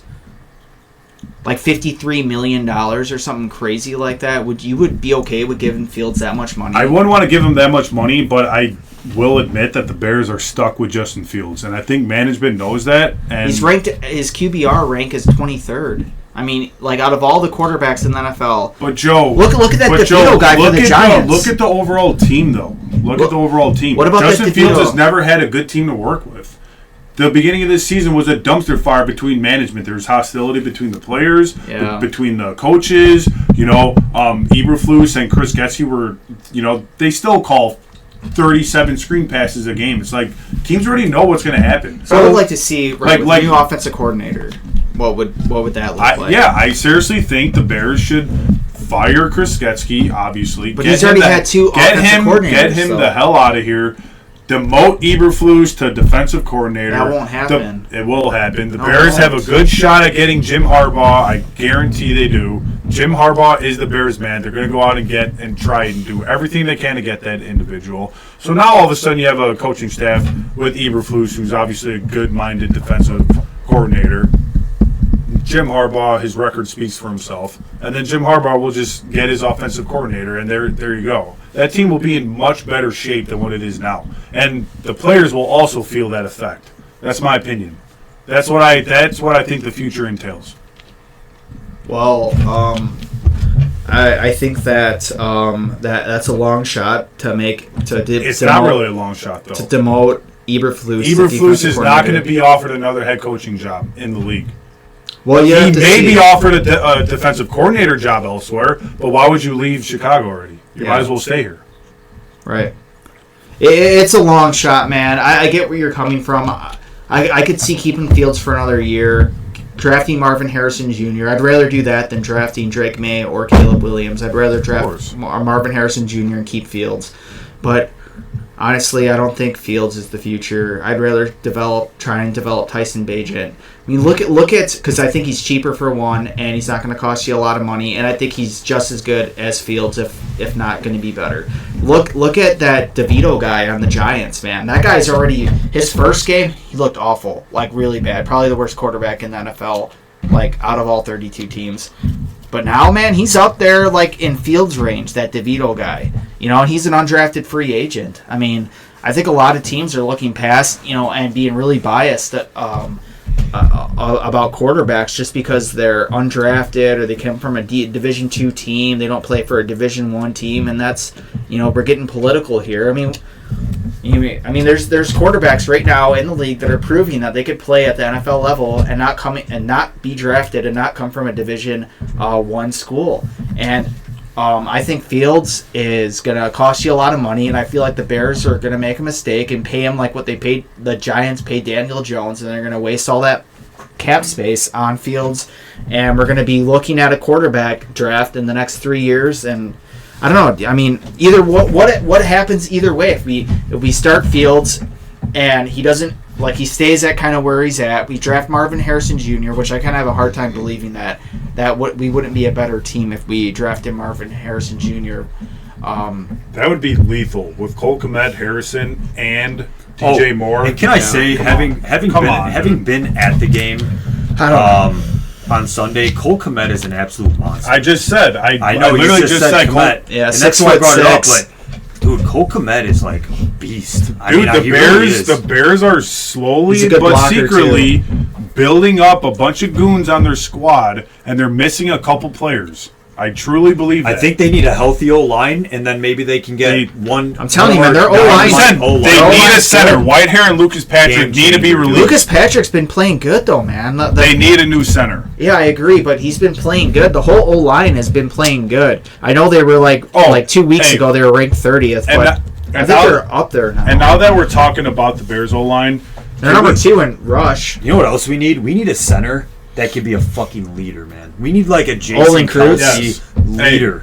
Someone that can co-lead the offense with Fields. You know what I'm saying? You know what? Have you guys seen Darnell Wright's play last game? He pancaked the shit out of someone. So Darnell Wright absolutely leveled Detroit Lions player from picking up the fumble. Highly recommend you guys check it out. It's on our Instagram page at Chicago Brewed Sports. I'll show you guys. Obviously not on camera like right here. We're not looking at the camera, but look at how ridiculous this is. All right, he falls on it, right? Just cover up. Hell no, I'm scooping this thing and kaboom! Get out of my way! You see that? I kind of missed it. Well, hang on. They might copyright issue. If it's like 5 seconds, I don't think so. No? Okay. I don't think so. I think it has to be like a certain amount of time or something. All right, look. Oh, yeah, okay. Now I saw it, yeah. Dude, he didn't even see that. There was like no recoil. I thought he didn't recoil at all. And how many pressures he? That boy leveled him. Yeah. Leveled him. Darnell Wright's a hell of a player. Darnell Wright is a hell of a player. He held Max Crosby, the Raiders. Darnell Wright is going to be. If you could hold Max Crosby, man, you're an elite. He's a rookie, and he just looks like he just knows what he's doing. And imagine if the Bears get another center, a true center, like how you said, a leader, a center. Like I said, I want to put emphasis on leader because I think the offensive line is super obviously important to the offense. They're doing good though. Even though Justin Fields as the quarterback should have a leadership role, I think you should delegate some of that leadership role on the center of the O-line. And I think not only would that take pressure off Fields, but it would just motivate the team, man. I think they need a leader, center, and this team would be fucking. Dude, our defense is playing good enough currently. If that continues, if the defense continues to play at what they're playing, or even a tick below, it would still be. They're really probably good. a top 5 defense right now. I think it's clear as day what the plan for the next draft is, and I think you guys can agree with me here. It's to get a guy like Marvin Harrison, and to draft a center. Dude, if there was a 300, I agree. if there was a 330, if there was a 325-pound center that was projected to go in like the top 3 in this draft, I would tell the Bears to get that motherfucker all day. Not even look in Marvin Harrison Jr.'s direction. Marvin Harrison Jr., they have to. Yes. No. Really? We have to. Yeah. Whoa, that's a bold statement. Yeah. Well, you said draft. If there was a guy to your liking, how you just said, you would draft him over Marvin Harrison. And that would be a horrible decision, Brandon. We're getting the number 1 and 5 overall pick right now. Well, no, I'm not. You're saying if the Bears, their pick drops. Let's say the Bears pick dropped, or if let's say you can always trade up and get that. Let's say the center. Pass on Marvin Harrison. Let's say the center that I'm talking about was projected to go number 3. And the Bears are like, okay, which there's none right now. And the Bears are like, okay, we don't need a quarterback. We're gonna stick with Fields. They trade the number 1 like they did last year. They set themselves up for a high number 1 next year. Yeah. Then they get that center at 3. I'd be happy with that. I think the top 5 picks are 2 quarterbacks, a wide receiver, a tight end, and another wide receiver. Those are like the top 5 right now. Now, I think Marvin Harrison Jr. would be a phenomenal signing, and the more I think about it, the more I'm all for it. We should definitely. He's a generational dude. If you're getting paired to Randy Moss, A.J. Brown, Julio Jones, I'm with you on that. Dude, I'm with you. Combination of Cole Kmet, DJ Moore, and fucking Marvin Harrison Jr. Would be fucking disgusting. But the problem is, did you guys hear Marvin Harrison Jr. says he might, because he wants to beat Michigan, so he might stay another year in college, which would be a problem if that happens. He ain't gonna do that. He's not going to do either. He's not I don't think so either. Leave millions on the table? Come on. Come on. He's not I agree. Just fathom that for a second. Just take a step back You're and only think. in college once, though. DJ Moore, Cole Kmet, Marvin Harrison Jr. I agree, dude. I agree with you. I think that's what we should do. I don't think we should draft a quarterback. So I think we got, and if we do draft a quarterback, I think it should be in the later round and a developmental thing. And I think we already have one in a developmental thing with Tyson Bagent.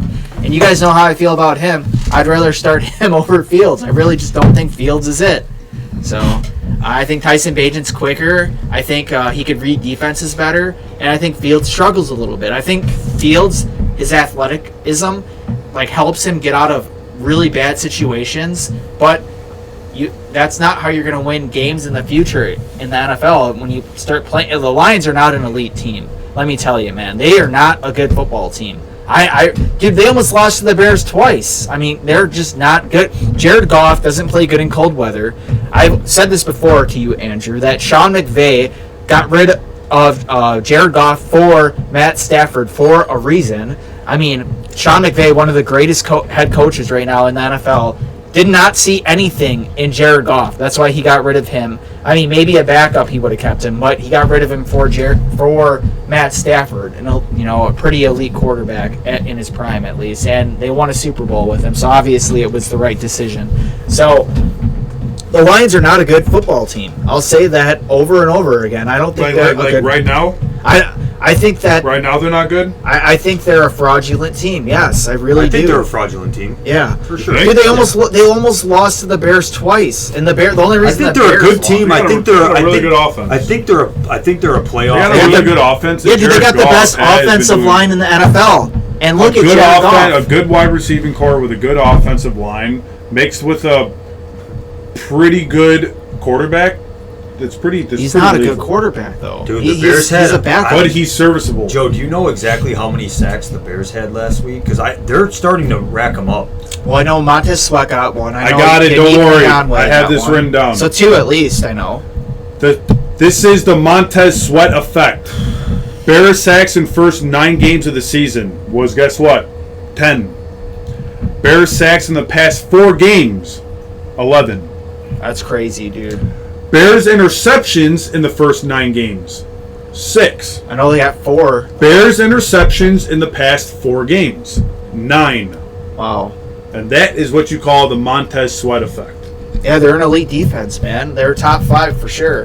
And Yeah, You gotta give credit where credit is due. Matt Eberflus. It hurts that Ngakoue is injured now, though. Yeah, but I mean, he is not living up to the hype. I mean, He's not. This is the first year where he is not going to get 8 sacks. And just, on the topic of Montez Sweat has 3.5 sacks in 5 games for what has been a top 5 defense since being traded for. Montez Sweat is clearly a better edge rusher since being than acquired Unique. before week 9. Absolute difference maker. What this guy has done to this defense, how this defense has come alive, that is a difference-making player. We got about 4 years out of Montez Sweat, so we have to make something happen in 4 years because of his age. He's 27 years old. So the way our defense is right now, do you guys anticipate our defense digressing a little bit, but still playing at a really good level? Or do you just think going forward or next year? Going forward. Do you think this is a fluke? Do you think the way the defense is playing, is this a fluke? No. I don't think it is either. I think this is our actual capabilities. We're all healthy, too. You got to realize. We're all healthy. I think this is the Bears' capabilities as a defense, right? So, because the defense is playing this good, I think the Bears sacrifice defensive picks in the upcoming draft for a more offensive pick and continue to build around Justin Fields. I think the first 6 weeks, Andrew, they were all hurt, our defense. Or the first 8 weeks, a lot of them were hurt. So at the end of the day, it's going to benefit the Bears if they have kind of an even distribution of talent on both sides of the ball. Yeah. If your defense is too good and your offense is too bad, your offense being bad, and I talked about this last week, is going to make your defense worse. So I think the defense is our strong point. I think no fucking question about it. You draft on the offensive side. I agree, 100%. And you distribute the talent in both sides. I agree 100%. Yeah, we need to draft Marvin Harrison Jr. number 1 overall if we get it, which it sounds like. I think there's a 95% chance that we're getting the number 1 overall pick. So, which is great to hear. I think the Panthers need to lose 2 more games in a row for us to not get the number 1 overall pick, which I don't see happening. They have actually a pretty tough schedule. The Panthers definitely locked in the number 1 for sure. So we get Marvin Harrison Jr. Then I think. But do you draft Marvin Harrison number 1, or do you attempt to trade down and maybe swap picks with, let's say, the Patriots? No, because the Patriots are going to draft a quarterback, unless you kind of well, maybe not the Patriots, but I think it'd be beneficial if somehow the Bears or Ryan Poles could the Patriots are going to get the number 2. Trading the number 1 for obviously acquiring back another high pick in the draft that gets us still Marvin Harrison. Unless you're the top 3 pick, I don't think that you should. So you think Marvin Harrison's going top 3? Yes, I do. I really do. That's fair. Yeah, that's fair. Mm-hmm. I mean, quite frankly, Marvin Harrison needs to be a Chicago Bear. So if we draft him at number 1, by all means, I'm perfectly fine with that. Yeah, I think that. I think we're all in agreement with that at this point. Yeah. Let's go Marvin Harrison Jr. And I'm happy to report, I don't have an actual number on it, but let's be real here. The fucking Chicago Bears have the number 1 pick in the draft. Twice in a row. Twice in a row. Carolina, dude. Thank you so much. Bryce Young, thank you so much for having a terrible season. Thank you, Pittsburgh, for letting New England. It's all Ryan Poles, man. Yes, thank you, Pittsburgh. Yeah, thanks, Trubisky. That feels good. Jersey, Trubisky. That's why I'm wearing it. Yeah baby. Did Trubisky start that game? Yeah, I think so. Or was it Pickett? No, Trubisky Pickett's out for injury. Oh, is he? Yeah. Dude, they're dropping like flies, all right, man. So, hey, I swear these quarterbacks. I do want to say one thing, though, and this is a feel-good video that I saw on Instagram. You guys, again, can check it out. It's on Chicago Brewed Sports Instagram page. I'm not going to show it just for copyright issues or whatnot. Don't want to get in trouble, but I'll just explain to you guys. I'll show you guys off camera just to make things easier. There is a Chicago Bears player, and I'm not sure what his name is. Yeah, is he hitting on Connor Bedard's mom or what? No, he's not. But this unknown Chicago Bears player, like I said, I couldn't tell who said it, but he was on the sideline and a video caught him saying it. But he said, and I quote, "Bro, we really play for the Chicago Bears. I look up at the stands, I stand back, take it all in, and damn, I'm really a Chicago Bear. It's truly beautiful." Bring a damn tear to my eye, man. That's what I said. I'm like, and I have right after this, I'm like, this is the mentality the Chicago Bears players need to have. Good culture. And it definitely touched my heart, for sure. I saw that video. I was like, wow. 100%. If more players would think like that individual, and I will find his name. I mean, come on, man. You play in a beautiful city. I mean, I was downtown. Listen. I was downtown all weekend long. Was I freezing my ass off? Absolutely. But this city is gorgeous. It's clean. It's nice. There's everything here. I mean, come on now. How can you not want to play for the Chicago Bears, right? Yeah, but I mean, these players, their jerseys are beautiful. The stadium is old, but that's kind of its charm. It's like playing for the Chicago Bears has got to be a good thing, right? There's no doubt about it. It's got to be a good thing, but you got to realize that these players are competitors, and Stephen A. Smith and multiple other people, during the season has said the Bears are the most pathetic team in football. And for a while, it's true. Now things are looking up, but a player, ultimately, they want to make money, and they ultimately want to win. But I'm not necessarily talking about their performance on the field. I mean, that for sure has been an ongoing issue with the Bears. Creates a lot of issues. Of course it does, and it has a big impact. But yeah. All things aside, like if the Bears figured out their management and their ownership and their talent development, all things that are like... What's the word I'm thinking of? I guess, is that intangible or tangible? Whatever, I don't give a fuck. But, like, the city's beautiful. The stadium's great. The fans are passionate. The Bears are everything that you want. The team itself has so much history. There's so many good players that have come and gone in this franchise. I mean, you gotta...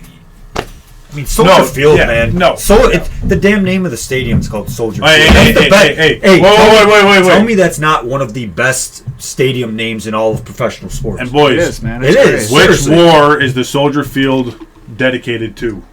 All wars. All wars. Oh, yeah, that's right. You got it right. Joe would have got it wrong still.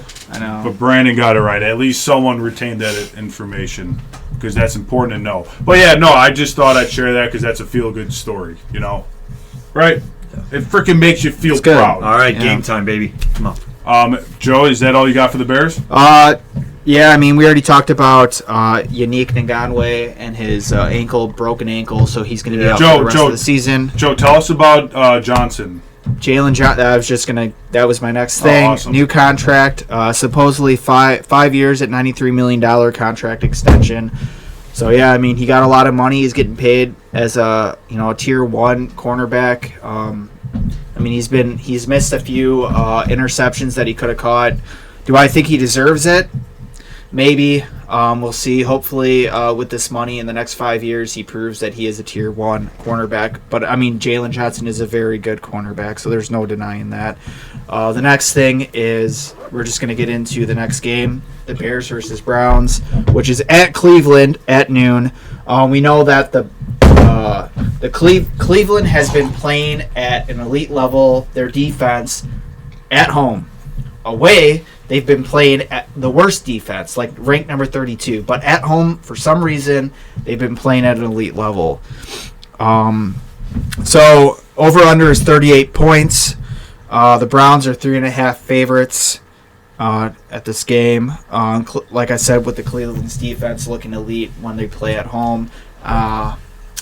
So my score prediction for this is that the Bears lose 20-17. I think that the Bears' offense is not elite at all in any means. I think their defense is very good, but I think their offense is not very good. Justin Fields has a hard time reading defenses. I think Myles Garrett is going to eat Justin Fields for breakfast, and we're going to really see some true colors come out. Number 1 defense in the league. The Browns. At home they are. Away they've been struggling. Is it at home? Yeah. Did you say it was at home? It is at Soldier home. Field? So I think the Bears are going to lose. The defense cannot. I mean, Cleveland's cold too, so the defense cannot score all these points. So 20-17, the Bears lose. I'm up. Obviously, the Browns are rolling with a backup quarterback. He's not good. You know who it is, right? Who? Is it Joe Flacco? Oh yeah, it is. You're right. Yeah, I think they signed Joe Flacco. Joe Flacco's a pretty solid backup. Standpoint, backup quarterback sucks dick. Joe Flacco's been playing good though. Yeah, man. but he's old as shit. 38. He's not good. On the other note, Bears defense is playing at an all-time elite level. So the Bears are going to eat up Joe Flacco, as well as Montez Sweat's been a dog lately. The Bears are going to have some fun in this game. You got to remember. Who do the Browns have? They have Amari Cooper, and they have Kareem Hunt. I mean, they have a pretty suspect. Yeah. Njoku, right? Their tight end. Yeah, Joe Mixon, running back. No, Mixon's it's simple as the this. Bengals. He's with the Bengals. It's simple as this. The game is going to be close. Kareem Hunt, because Nick Chubb's injured. Nick Chubb. Give him my right. fucking Sorry, Andrew. Go ahead. I forgot. Fuck. So the Browns are rolling in with a backup quarterback in Joe Flacco, who's absolutely ancient and is not a good quarterback anymore, going up against probably the number 1 or number 2 defense in the league currently right now. So I think that's a recipe for disaster for him. The boys are playing with some fire under their ass. They're playing with some passion. Things are going well. I think their success continues into next week. And quite frankly, man, the Bears are going to win the game. The Bears are going to win the football game, and we're going to win 24-17. I hope they win. I don't mind taking a shot at Malort. Good prediction. I just don't think the offense is good. I think that one thing that I was going to mention was it's going to be cold, and I think the Bears will always have an advantage when it's cold. I think they're just used to it. We were born in the cold. That said, I think we're bred in the cold. That said, I think we hibernate in the cold. Really? Sorry. Really? That said, I think Cleveland hibernate when it's cold out. That makes no sense. Also Cleveland plays in the cold. Hide. Chicago Bears hibernate. I'll go fuck myself. All right, sorry. Oh, okay, sorry. I think was that payback since we were interrupting you? Yeah. Okay. I think Cleveland also plays in the cold, so that might not play as big a factor as I think. But I think you're right, Andrew. I agree. I think the Bears' defense has been very consistently good, similarly to the way Cleveland's defense has been good. And I think Justin Fields is better than Joe Flacco. I agree. I have to say. So, and I think overall, I think the Bears have a better offense than they do. I agree. 100%. I think that Myles Garrett will fluster Justin Fields. Absolutely, I agree. I'm agreeing. I swear to God, I'm agreeing. Fuck you, dude. All right, I'm absolutely. done. I agree. I'm done with. Absolutely, I agree. I'm just gonna go with. I think the Bears win 27 to. I'm gonna go 27-17, and I hope you didn't say that. I said 24-17. Did you? I said 20-17. Well, I'm sticking with it, man. Bears lose. Yeah. All right, fuck it. Since your score is so close to mine, I'm just gonna go ahead and say 27-14, the Chicago Bears. I fucking like that. Have some faith in your boys, dude. They're playing well. They are. Fuck you, Joe, dude. Wait, Joe, what was your score? Can you said the Browns 17. Yeah, the Browns 17. Win. Nice conservative score there. Conservative. He's just scared that he doesn't want to take a shot. But off camera, Joe did say he was going to take a shot this week because we didn't take one last week. So are you guys still in it? Yeah. Because I said I wasn't going to. Brandon, are you still in it? Pour him up. No, I'm fucking chicken now, dude. No, seriously. I'll take it then. I'll take the shot. I'm not feeling the Malort. I feel like the wine was the mead was good enough for me. This guy's like, I don't work tomorrow. It's going to be a fun night. I work tomorrow. Yeah, whatever, bro. We're having fun. We can have fun with so light it up. Why don't you just take it in here? Sure. Yeah, just take it out of the Viking fucking drink.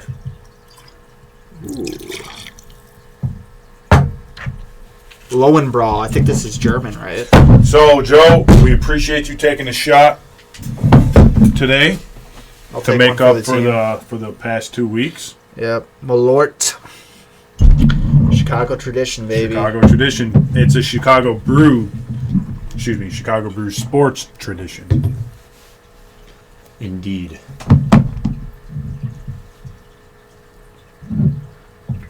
Cheers. Here's to the Chicago Bears. I hope they win. I know you guys said I didn't pick them, but like I said, I hope the Chicago Bears win. So here's to the Chicago Bears.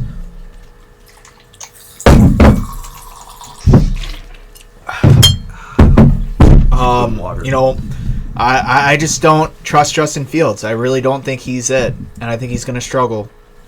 So, Andrew, let's see. Joe, do you have more on the Bears, Joe, or no? No, that's it, man.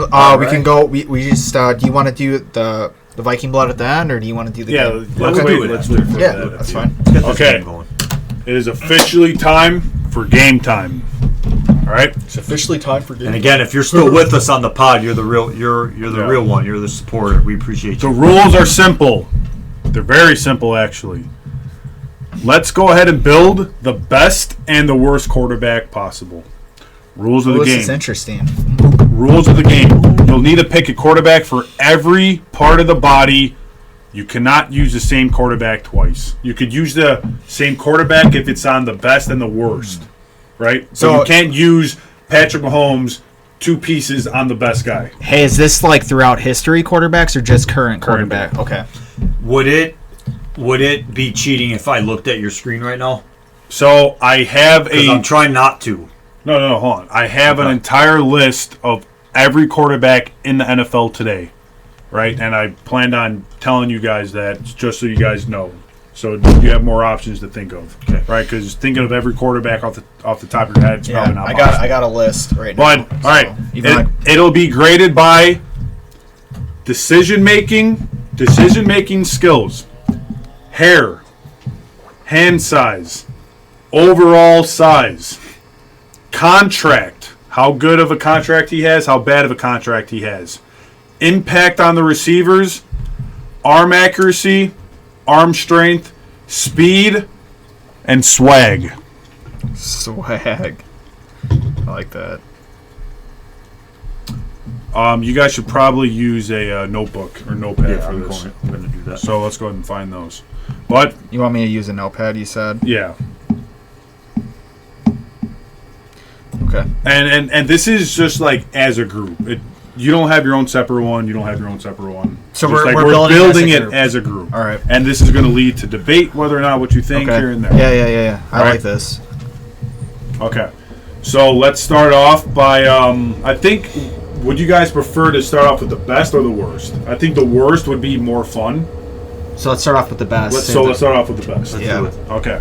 So we are actively creating the greatest quarterback to ever play on a football So field. starters, right? Only current starters in the NFL. Current starters. Not backups or Current anything, starters. right? Okay. I have all the active starters Yeah, Joe. right So now. Bajent is off limits. So you cannot go with Bayesian. You can't go with Tommy DeVito. I love he's a Tommy starter. DeVito, man. All right, but He kept going like this. Did you see that in the game? That's Yeah. fucking awesome, dude. You should take pride in that too. Italian stallion, baby. so we actually Absolutely. we need a Mr. fucking Viking. Hey, remember, Rome? They were all Italian, Andrew, and they ruled the world forever. The Italian Roman Empire. Yeah. All right. Shit, that fucking meat's got me tripping, dude. That was good, dude. I like that meme, but we'll get to that later. All right. Yeah, it's got me kind So- of buzzing, dude. So I will have Meat is- I will have the notepad. I'll have the pen. I'm gonna be writing it down. We will all discuss. And this isn't just you two; it's me as well. All right. So let's start off with the best quarterback, best QB.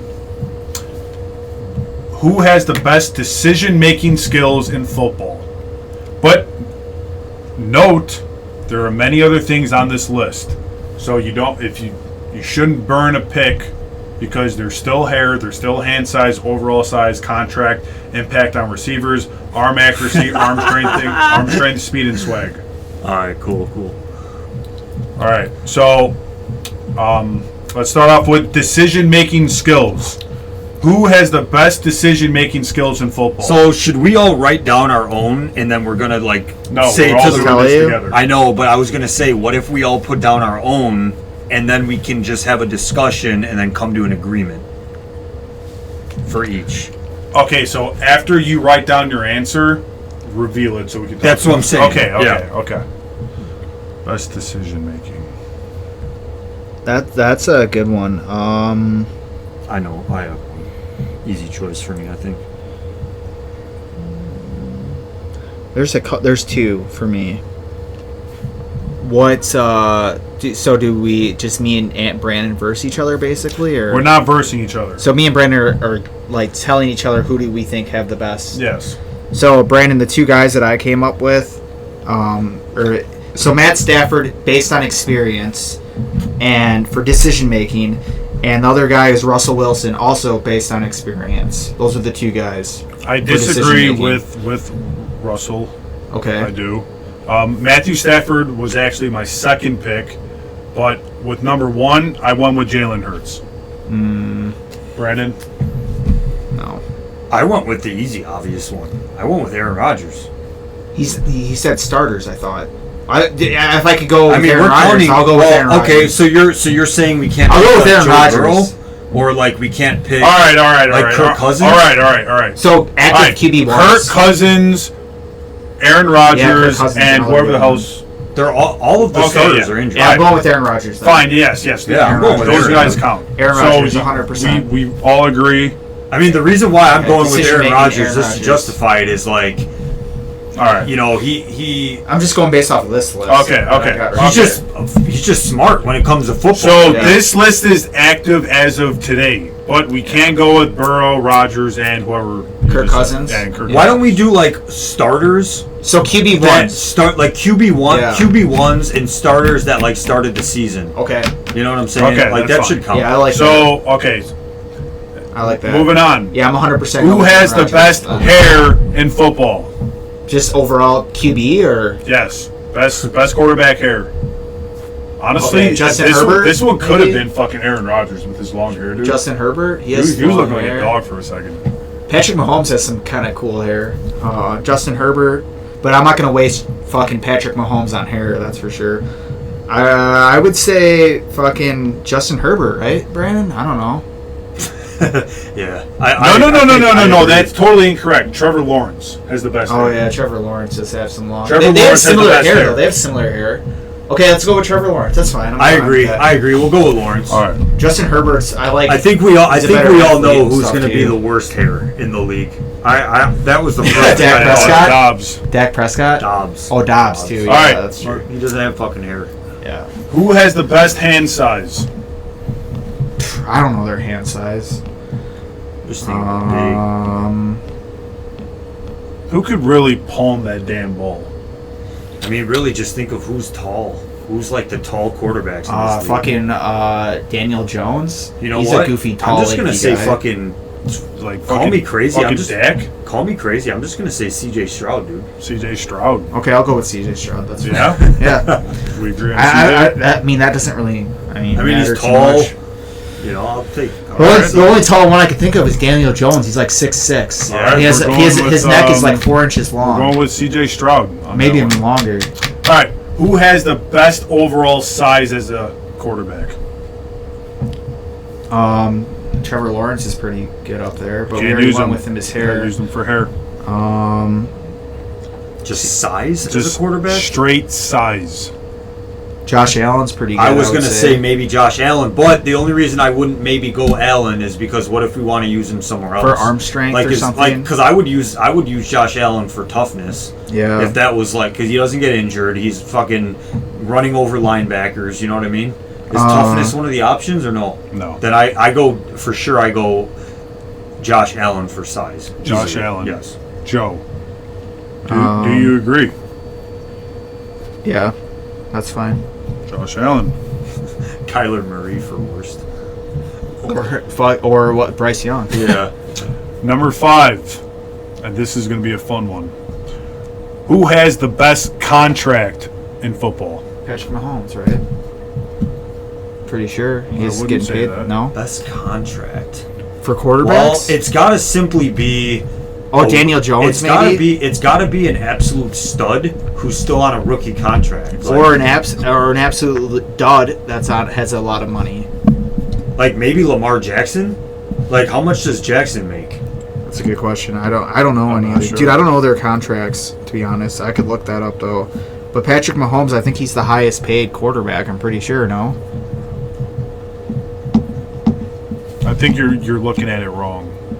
So what are you asking? I'm thinking of like the best contract, like a C.J. Stroud type, someone who's really good. Well, and is on a rookie contract. Lamar makes a lot of money, so probably not Lamar. But we could still go with a big contract if you're living up to it. You know. Yeah. So like, would the easy answer be Patrick Mahomes? Would you want to waste Patrick? Or Aaron Rodgers, but did we waste Aaron Rodgers already? Oh yeah, for his fucking decision making. Russell Wilson, dude. Russell Wilson. We didn't waste him yet, did we? No. Dude, his contract is fucking really good. I don't know. I feel like he makes a lot for not being that good. Yeah. I mean, don't get me wrong. The Broncos have been balling out. Deshaun Watson, that's another one. What about Jalen Hurts for that one? Kyler Murray? He gets paid a lot. I think Jalen Hurts is a very good answer. I actually kind of agree with that. All right. Because I'd imagine he doesn't make that much, and he's top tier. So Jalen Hurts. What about like Brock Purdy? Kyler Murray makes a lot though too. Kyler? Yeah. Yeah, but Kyler would be maybe worse then because Kyler's not that good, and he's been injured. So are we going with Brock Purdy or Jalen Hurts? Dak Prescott, I think, makes good money, and I don't think he should be. Let's go with Jalen Hurts. Yeah, I'll go with Jalen Hurts. That's Jalen fine. Hurts. Impact on the receivers, and just know coming up after this is arm accuracy and arm strength. Impact on the receivers. Yes. Who has the best impact on? We already wasted C.J. Stroud, right? I think this is where I would go Mahomes. I mean, yeah, but he's the really shitty good at thing is that making his nothing out of something. Yeah, but his receivers drop so many passes, but that's on the receivers. Exactly. Yeah. Like Okay. he's making shitty receivers. But C.J. Stroud, Number 6 is Patrick Mahomes. Number 7, arm accuracy. Who is the most accurate thrower in football? that's what I would have went. Patrick Mahomes, maybe. Yeah, I mean that was fair too. That could have been him, but I feel like there's other guys as well. And can we go with maybe a Justin Herbert type for arm accuracy or maybe arm strength? Maybe a Justin Dak Herbert. Prescott? We already went Herbert for Harrison, or was that Trevor Lawrence. Lawrence? Fuck no, I'm not going Herbert. Jared Chargers Goff are, is pretty accurate. Terrible right now. What about Dak Prescott? No. What I about, really like- don't What want- about Lamar Jackson? No. No, not Lamar. I'm sorry, speed. I was gonna say What about speed. Joe Burrow? Joe Burrow, yeah, let's go with him, actually. Tua Tagovailoa. What about No. What about Kirk Cousins? Dude, Tua Tagovailoa has two of the best wide what about receivers. I'm Kirk not going with Cousins on him. accuracy? Yeah, Kirk Well, Cousins would really, be a what good we one. really should be thinking about is who doesn't throw interceptions. Really, that's what it comes To be down honest, can we change our answer to the one for Patrick Mahomes? I'd rather go with him with accuracy, man. He's so accurate. Well, you I have to think. have an argument for who the other one should be then. What was the one question about Patrick Mahomes? Impact on the receivers. I think CJ. Did we pick CJ Stroud yet? Yes. I feel like let's put Patrick Mahomes at the accuracy. I think that's what we should do because I think he's so accurate, dude. He throws it right to their hands. If that's the case, who's going to be for impact on receivers then? I would go with CJ Stroud, Maybe then you put Prescott. I think Prescott has a lot of, that's a tough one, man. That's the thing. We already used Aaron Rodgers on decision making, which I totally agree. And then who was the other one on decision making? It was Aaron Rodgers and who else did we say? Impact on receiver. Fuck, dude. That's a good one. I think Mahomes is definitely more fit for the. I don't know, man. You can make Patrick Mahomes could very well stay at impact on receivers. He makes shit happen, dude. Yeah, but I'd rather have we're him talking about arm on accuracy. Here. What's another good accurate quarterback? We got Brock Purdy. No. We got definitely not Derek Carr. He fucking sucks. Tua Tagovailoa. We have Matthew Stafford still. We have Justin Herbert still on. We still have Joe Burrow. Let's do Justin Herbert. We have Jordan Love. Impact on receivers. Jared Goff, Russell Wilson, Dak Prescott, Justin Fields, Lamar Jackson. You're right. Okay, so let's keep Mahomes at impact at receivers, and let's do accuracy at Justin Herbert. Do you agree with that? Do you agree with that? Justin Herbert. That's what I'm feeling comfortable I with. feel like. Did we already pick Josh? Yeah, because we already picked Josh Allen fair. for size. And you know what? I think maybe. So Justin Herbert. Yeah. All right. So Justin Herbert is arm accuracy, arm strength. So for Maybe arm Kirk? strength, Kirk or like Russ? dude, Justin Fields even, man, with arm strength. I'm willing to. His arm strength Fields, is really good. He doesn't even throw the ball downfield though. Yeah, but he can really good and pretty accurate. So Josh Allen's another one, but we already used him. What about Lamar Jackson? He can sling the ball.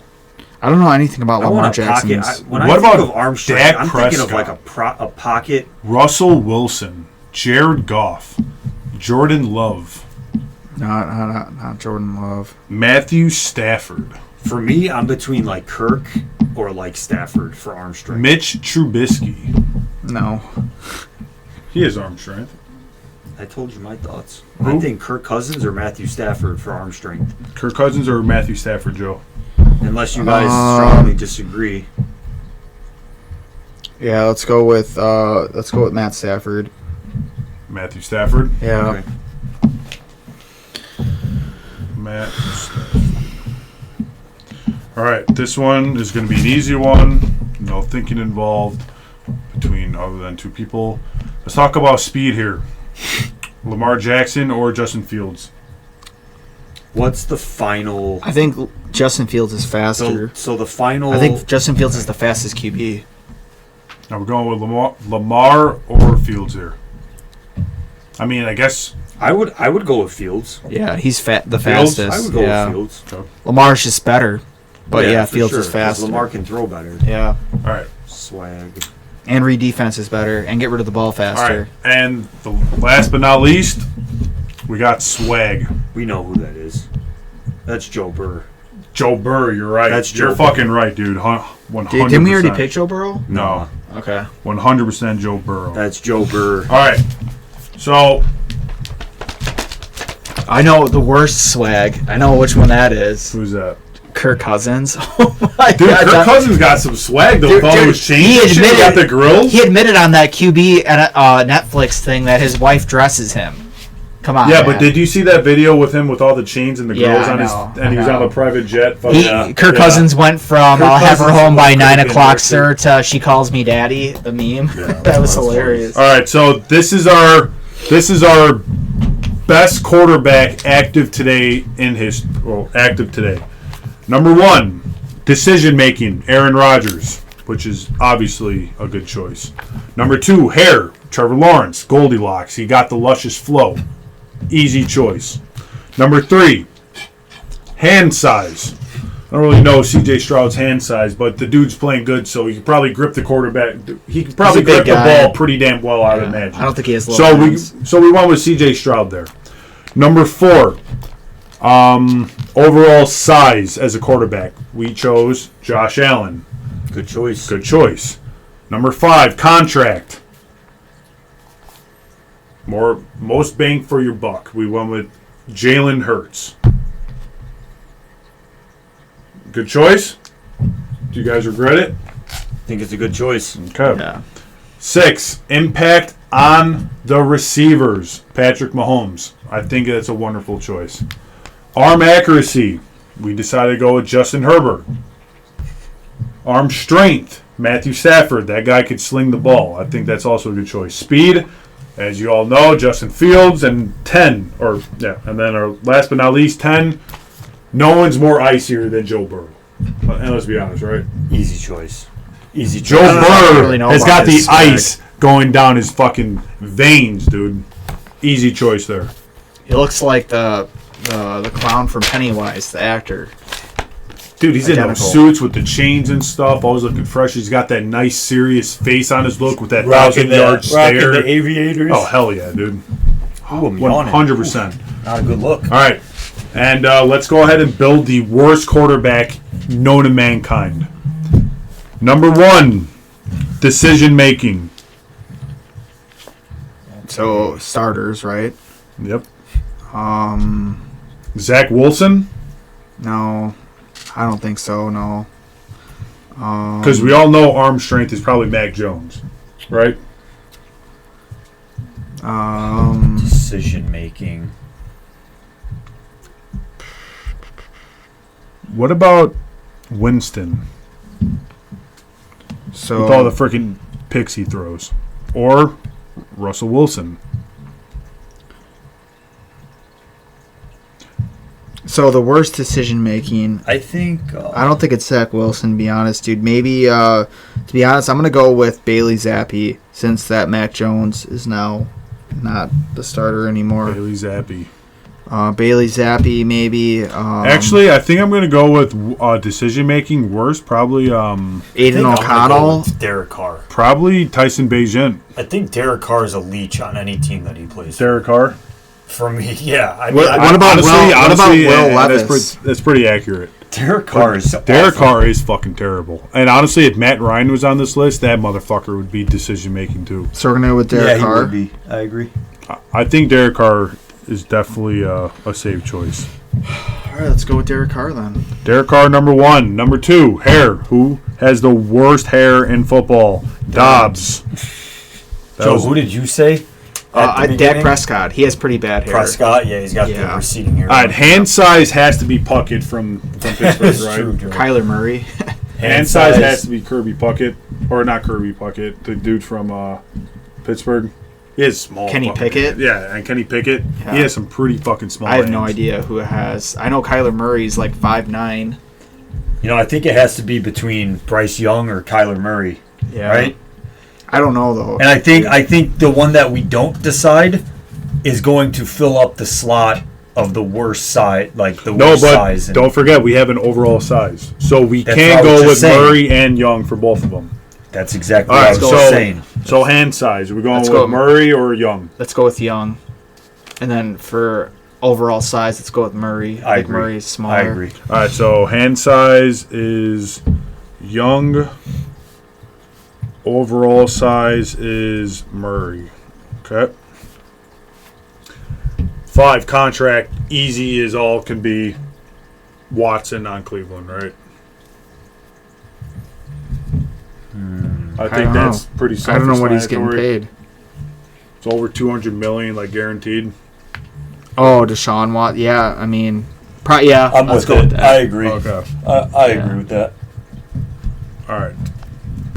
So contract impact on their receivers. Oh, this could be fun.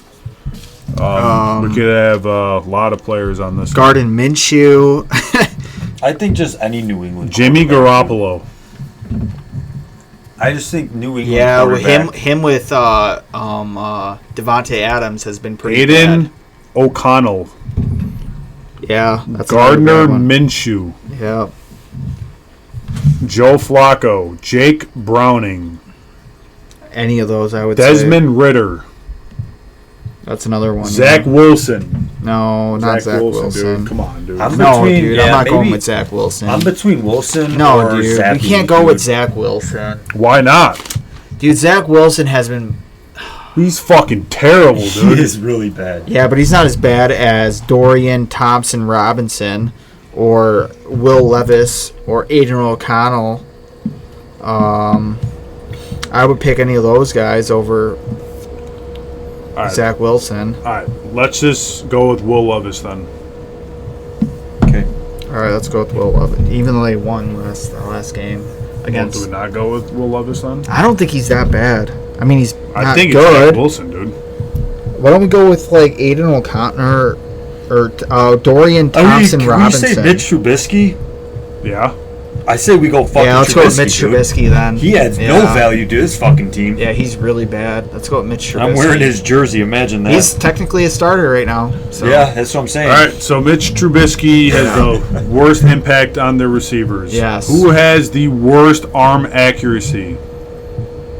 Dude, Zach Wilson Zach actually... Wilson? No, dude, he actually has pretty good... Did you see that one game where he was Dude, literally... Zach Wilson has to end up on this fucking list. It's not arm accuracy, though, dude. He's adding on this fucking Dude, list just, somehow, dude. just put, dude, easy answer. Put Mac What- Jones. Aiden O'Connell. Mac Jones has the worst arm Yeah, strength, dude. Oh, shit. not accuracy. What about Aiden O'Connell? Aiden O'Connell definitely What is doesn't this have one? good What accuracy. category? Arm accuracy. Aiden O'Connell. Let's go with him. You know, I would argue maybe Winston for this. He's got terrible accuracy. It's definitely not Zach Wilson, man. I saw that one game where he was literally throwing him right to their hands, and it's definitely not Zach Wilson for accuracy. His Sounds like accuracy you kind of was- like Zach Wilson, dude. It sounds I don't like think you they should have really benched like him. Sounds Yeah. like Zach you really Wilson. like Zach Wilson. I don't think they should have benched him. I feel like they... And for Tim Boyle, are you kidding me? All right, so who are we going with? Arm accuracy. Aiden O'Connell, I say. That's fair. Yeah. I'll be honest, boys. Who the fuck is that? The Raiders quarterback, starting quarterback now. I have no clue. Arm strength, Mac Jones. Benched. Sure. Yeah. And number 9, or 8, or whatever, 9. Who has the worst speed? Joe Flacco. Is that fair? Yeah. Yeah. Yeah, that's fair for sure. 10. Who has the worst swag? I would say Kirk If Cousins. fucking Cam Newton was on this list, he'd be on the fucking list. I would say Cam Newton, or not Cam Newton. Kirk Cousins. Actually, I want to put Cam Newton, dude. He dresses fucking weird. Worst swag. Yeah, I agree with that. I could also say, Justin Fields dresses. You know, really just weird. for the sake of having Zach Wilson on this list, I think he deserves to be number 10. Just because we haven't said Zach Wilson yet. I mean, he is kind of like a dork, right? He is a fucking terrible I don't know quarterback. anything about Zach Wilson. So I feel as if, like, the fact that he's not on this this list is fucked up. Yeah, but we all have to agree. If I think Joe doesn't I agree- think Kirk Cousins has the worst swag. Honestly, I really do. Just because he had chains on one, but dude. Oh, I know who has the worst swag. Handshake me before I even say it, because you guys are going to agree. Jordan fucking Love. Yeah, sure. Let's go with them. All right, well, fuck that guy. All right, so Come on. That's a great answer as Bears fans. Yeah. I agree. Yeah. And you know what? I'm actually making an honorary fucking 11 here. Just because you want Zach Wilson in there. Worst overall quarterback in the league is Zach Wilson. No, he's not though. All right, so He's definitely not. So this is the worst quarterback as one whole player.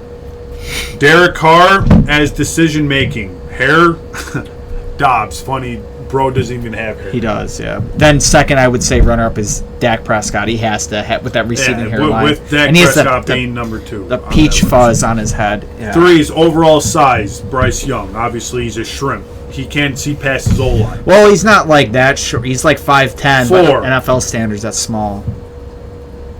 Wait, no, I did this wrong. Hand size, we went with Young. Yeah. Overall size, Kyler Murray. Kyler Murray can't see over his I think he's like head. 5'9". Because he's too worried about playing Call of Duty all day.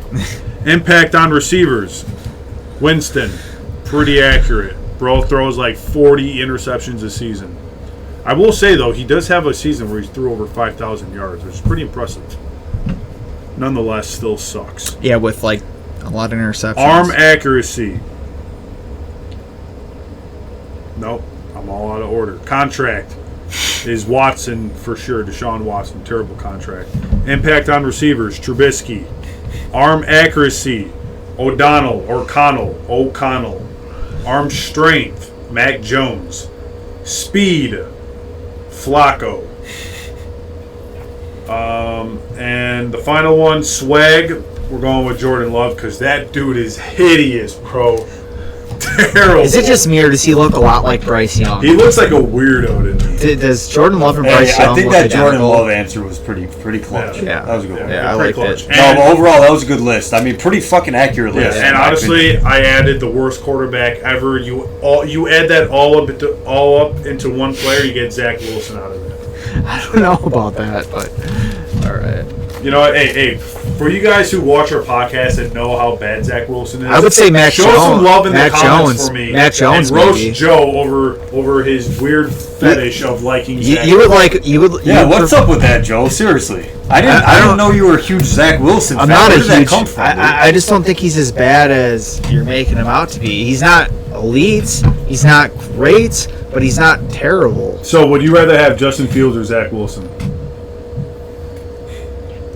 I think that overall, I think that, to be honest, man, I'd rather have Zach Wilson. You're out of your fucking mind. Over who? Fields? Yeah, I would. Come on, Damn Joe. What fucking the mind. fuck kind of? What are you Damn doing? fucking And mind, can you dude. just lie and say Fields if you really feel that I way? really don't. I'm not lying. No, I'm being honest. I don't think Fields is a great quarterback. I think he's at best a solid backup. All right. So- Well, that is over with. That is a fun segment. We hope you guys enjoyed that. Did you guys like it? I did. That was fun. That was I'm fun. glad you had that planned. All right. So, and next week it may be I'll think of something else as well. But last but not least, very creative, Andrew. Thank you. Last but not least, let's go ahead and do our review, and then we'll call it quits. All right, so the Viking blood meat. Actually, I'm sorry, Joe. I just wanted to add one more thing onto this list, and I swear to God, it's going to take 1 minute. We don't really cover the Chicago Bulls that much, but there is one player worthy of mentioning who has been going off lately, and his name is Colby White. Colby White has been murdering the game of baseball or basketball as of late. He's been averaging 23.6 points per game, 5.1 assists per game, 4.6 rebounds, 53.2% from the 3-point line. I can't talk right now, really bad, and 50% field goal range. Shut the fuck up and dude, just shut up. Let's do this. What the fuck am I talking about? The field goal range. All right, so Brandon's showing the Viking blood there. That was the worst fucking segment of all time, bro. So, it's based on a recipe from Colby White, you're doing good, kid. Keep it up. Keep it up, kid. Go Colby. It's based on Vukovic, you as well, man. It's based on a recipe from the year Zach Levine still sucks. 1700. Shut up, dude. It's based on the year 1700. That's where they got the recipe from. The company is Dansk Major. I think that's how you pronounce it. I'm not 100% sure. So it's Nordic honey wine with dried hibiscus and ginger added. So I'll read a little bit about the history of it. So mead, it's kind of similar to a wine. So when drinking mead, you're drinking about 5,000 years of preserved history. Mead is one of the few things that allows us to get in touch with time when life was lived on nature's terms. So the company's talking a little bit about what they're based on. I already told you before, it's based on a recipe from the year 1700. Very cool. The ingredients are pure and 100% natural, guaranteed free from additives. Honey is the major and most important ingredient in our recipe, free from gluten and lactose. To create Viking blood, we have combined the traditional recipe with dried hibiscus and ginger. In addition to color, this adds spicy, aromatic, and floral taste. So yeah, it's so meads are like really big in Michigan. They have like little mead bars all over the place in Michigan. Really cool. They do like flights of meads. They're like kind of little shots. You take a shot of it, get a taste. Mead's kind of expensive. Like I said, it's similar to a wine. Really old. I think they've been like making mead since like the Roman Empire days. So we wanted to try something a little different, traditionally, and we're probably going to go back to beer. Just wanted to change things up a little bit. Maybe we'll do some whiskeys or bourbons, in the future. That's a good idea. Yeah, for sure. So I really like mead. I think it's really good. I like trying new things. If I had to rate it on a scale 1 to 10 for my liking, I would give it an 8 out of 10. It's on the sweeter end, so if you like sweeter things, it might have been a little too sweet. If it wasn't as sweet, I probably would have gave it maybe a 9 or a 10. That's a good review, Joe. Thanks. So my review, number one, it has a solid kick to it. It has a good aftertaste, which I liked. It went down fairly smooth, right? I also really enjoyed the history behind the drink. And is there something funny, dude? Just go ahead, man. All right, so solid kick, good aftertaste, went down fairly smooth. I love the history behind it. It's awesome. Vikings, mead. They drank this shit thousands of years ago. Badass. I will say I can easily sip on this throughout the night. So I believe it is a sipping beer for me. Or a sipping wine, whatever the hell you call it. Mead. Yeah, mead. I can sip on the mead throughout the night. It's not just a one and done type thing. I can go throughout the entire duration of the night. I'm going with a solid 8.4 out of 10. Nice. Real quick, Brandon, I just want to say it is from Denmark. so European. So it's not American, but. All right, so usually I go last, so I always have a lot to really think about while you guys are going and beforehand, and I'm a little torn on this. I think it's good, and while I was drinking it, I couldn't help, and it doesn't really say it on there, I don't believe, but I just for some reason felt like I was drinking like heavily spiked like apple juice. But then I'm thinking, okay, the honey really does make sense. I taste the honey. And the ginger, like a little hint of ginger, but the ginger isn't overpowering either, I'd say, like in other drinks that you have. You know what? It's what, like 19%er. I think it's a little too strong for me. Yeah. Like when I'm drinking a beverage, like I feel like this one is you take a casual sip and you're like, oh God, so that's how I was. 750 milliliters. Yeah. I think it's so strong. The three of us shared that together, that little bottle. It's really not big at all. That's a fifth of vodka, right? 750 milliliters. I'm horrible with that stuff, but I think it's a decent amount, actually. Yeah. I'm not a raging alcoholic. Maybe in comparison to the Malort bottle, I could see how it's somewhat comparable. So I guess. How much is this? Malort. Doesn't say. Yeah. So while so Joe's what the hell's for your that, score, my overall score, I was torn between a 7.1 and a 6.7 because I don't think it's bad. I also don't think that that's a horrible rating. I just think it's an accurate rating. It's pretty bad. I guess. Do I go in the middle and go 6.9? Yeah. I think that's what I'm going to do. I'm going to give this one a 6.9 on the Richter scale. 6.9. Wow. That is it's a respectable. It's a solid rating. Obviously, Brandon did not enjoy this, but I did. So it's the same as this. So it's all up to you. A whole bottle of Malort. That's what I'm saying. So it's up to you to decide whether or not you like it or not. So go to Binny's and try it out.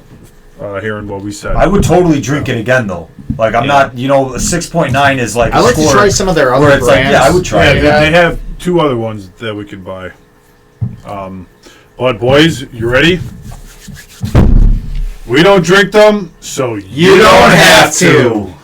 So, all right, excuse me, I fucked that up. No, I said we don't drink them. We drink it so you don't have to. Guys, just plug your ears on that. Don't look at the screen. We're doing it again. We drink them, so you don't have to. A little thing that we're coming up with. Yeah, it's obviously still in the works. Yeah. Thanks for tuning in, everybody. Yeah, make sure to like, subscribe, comment, and all that fun stuff. Peace.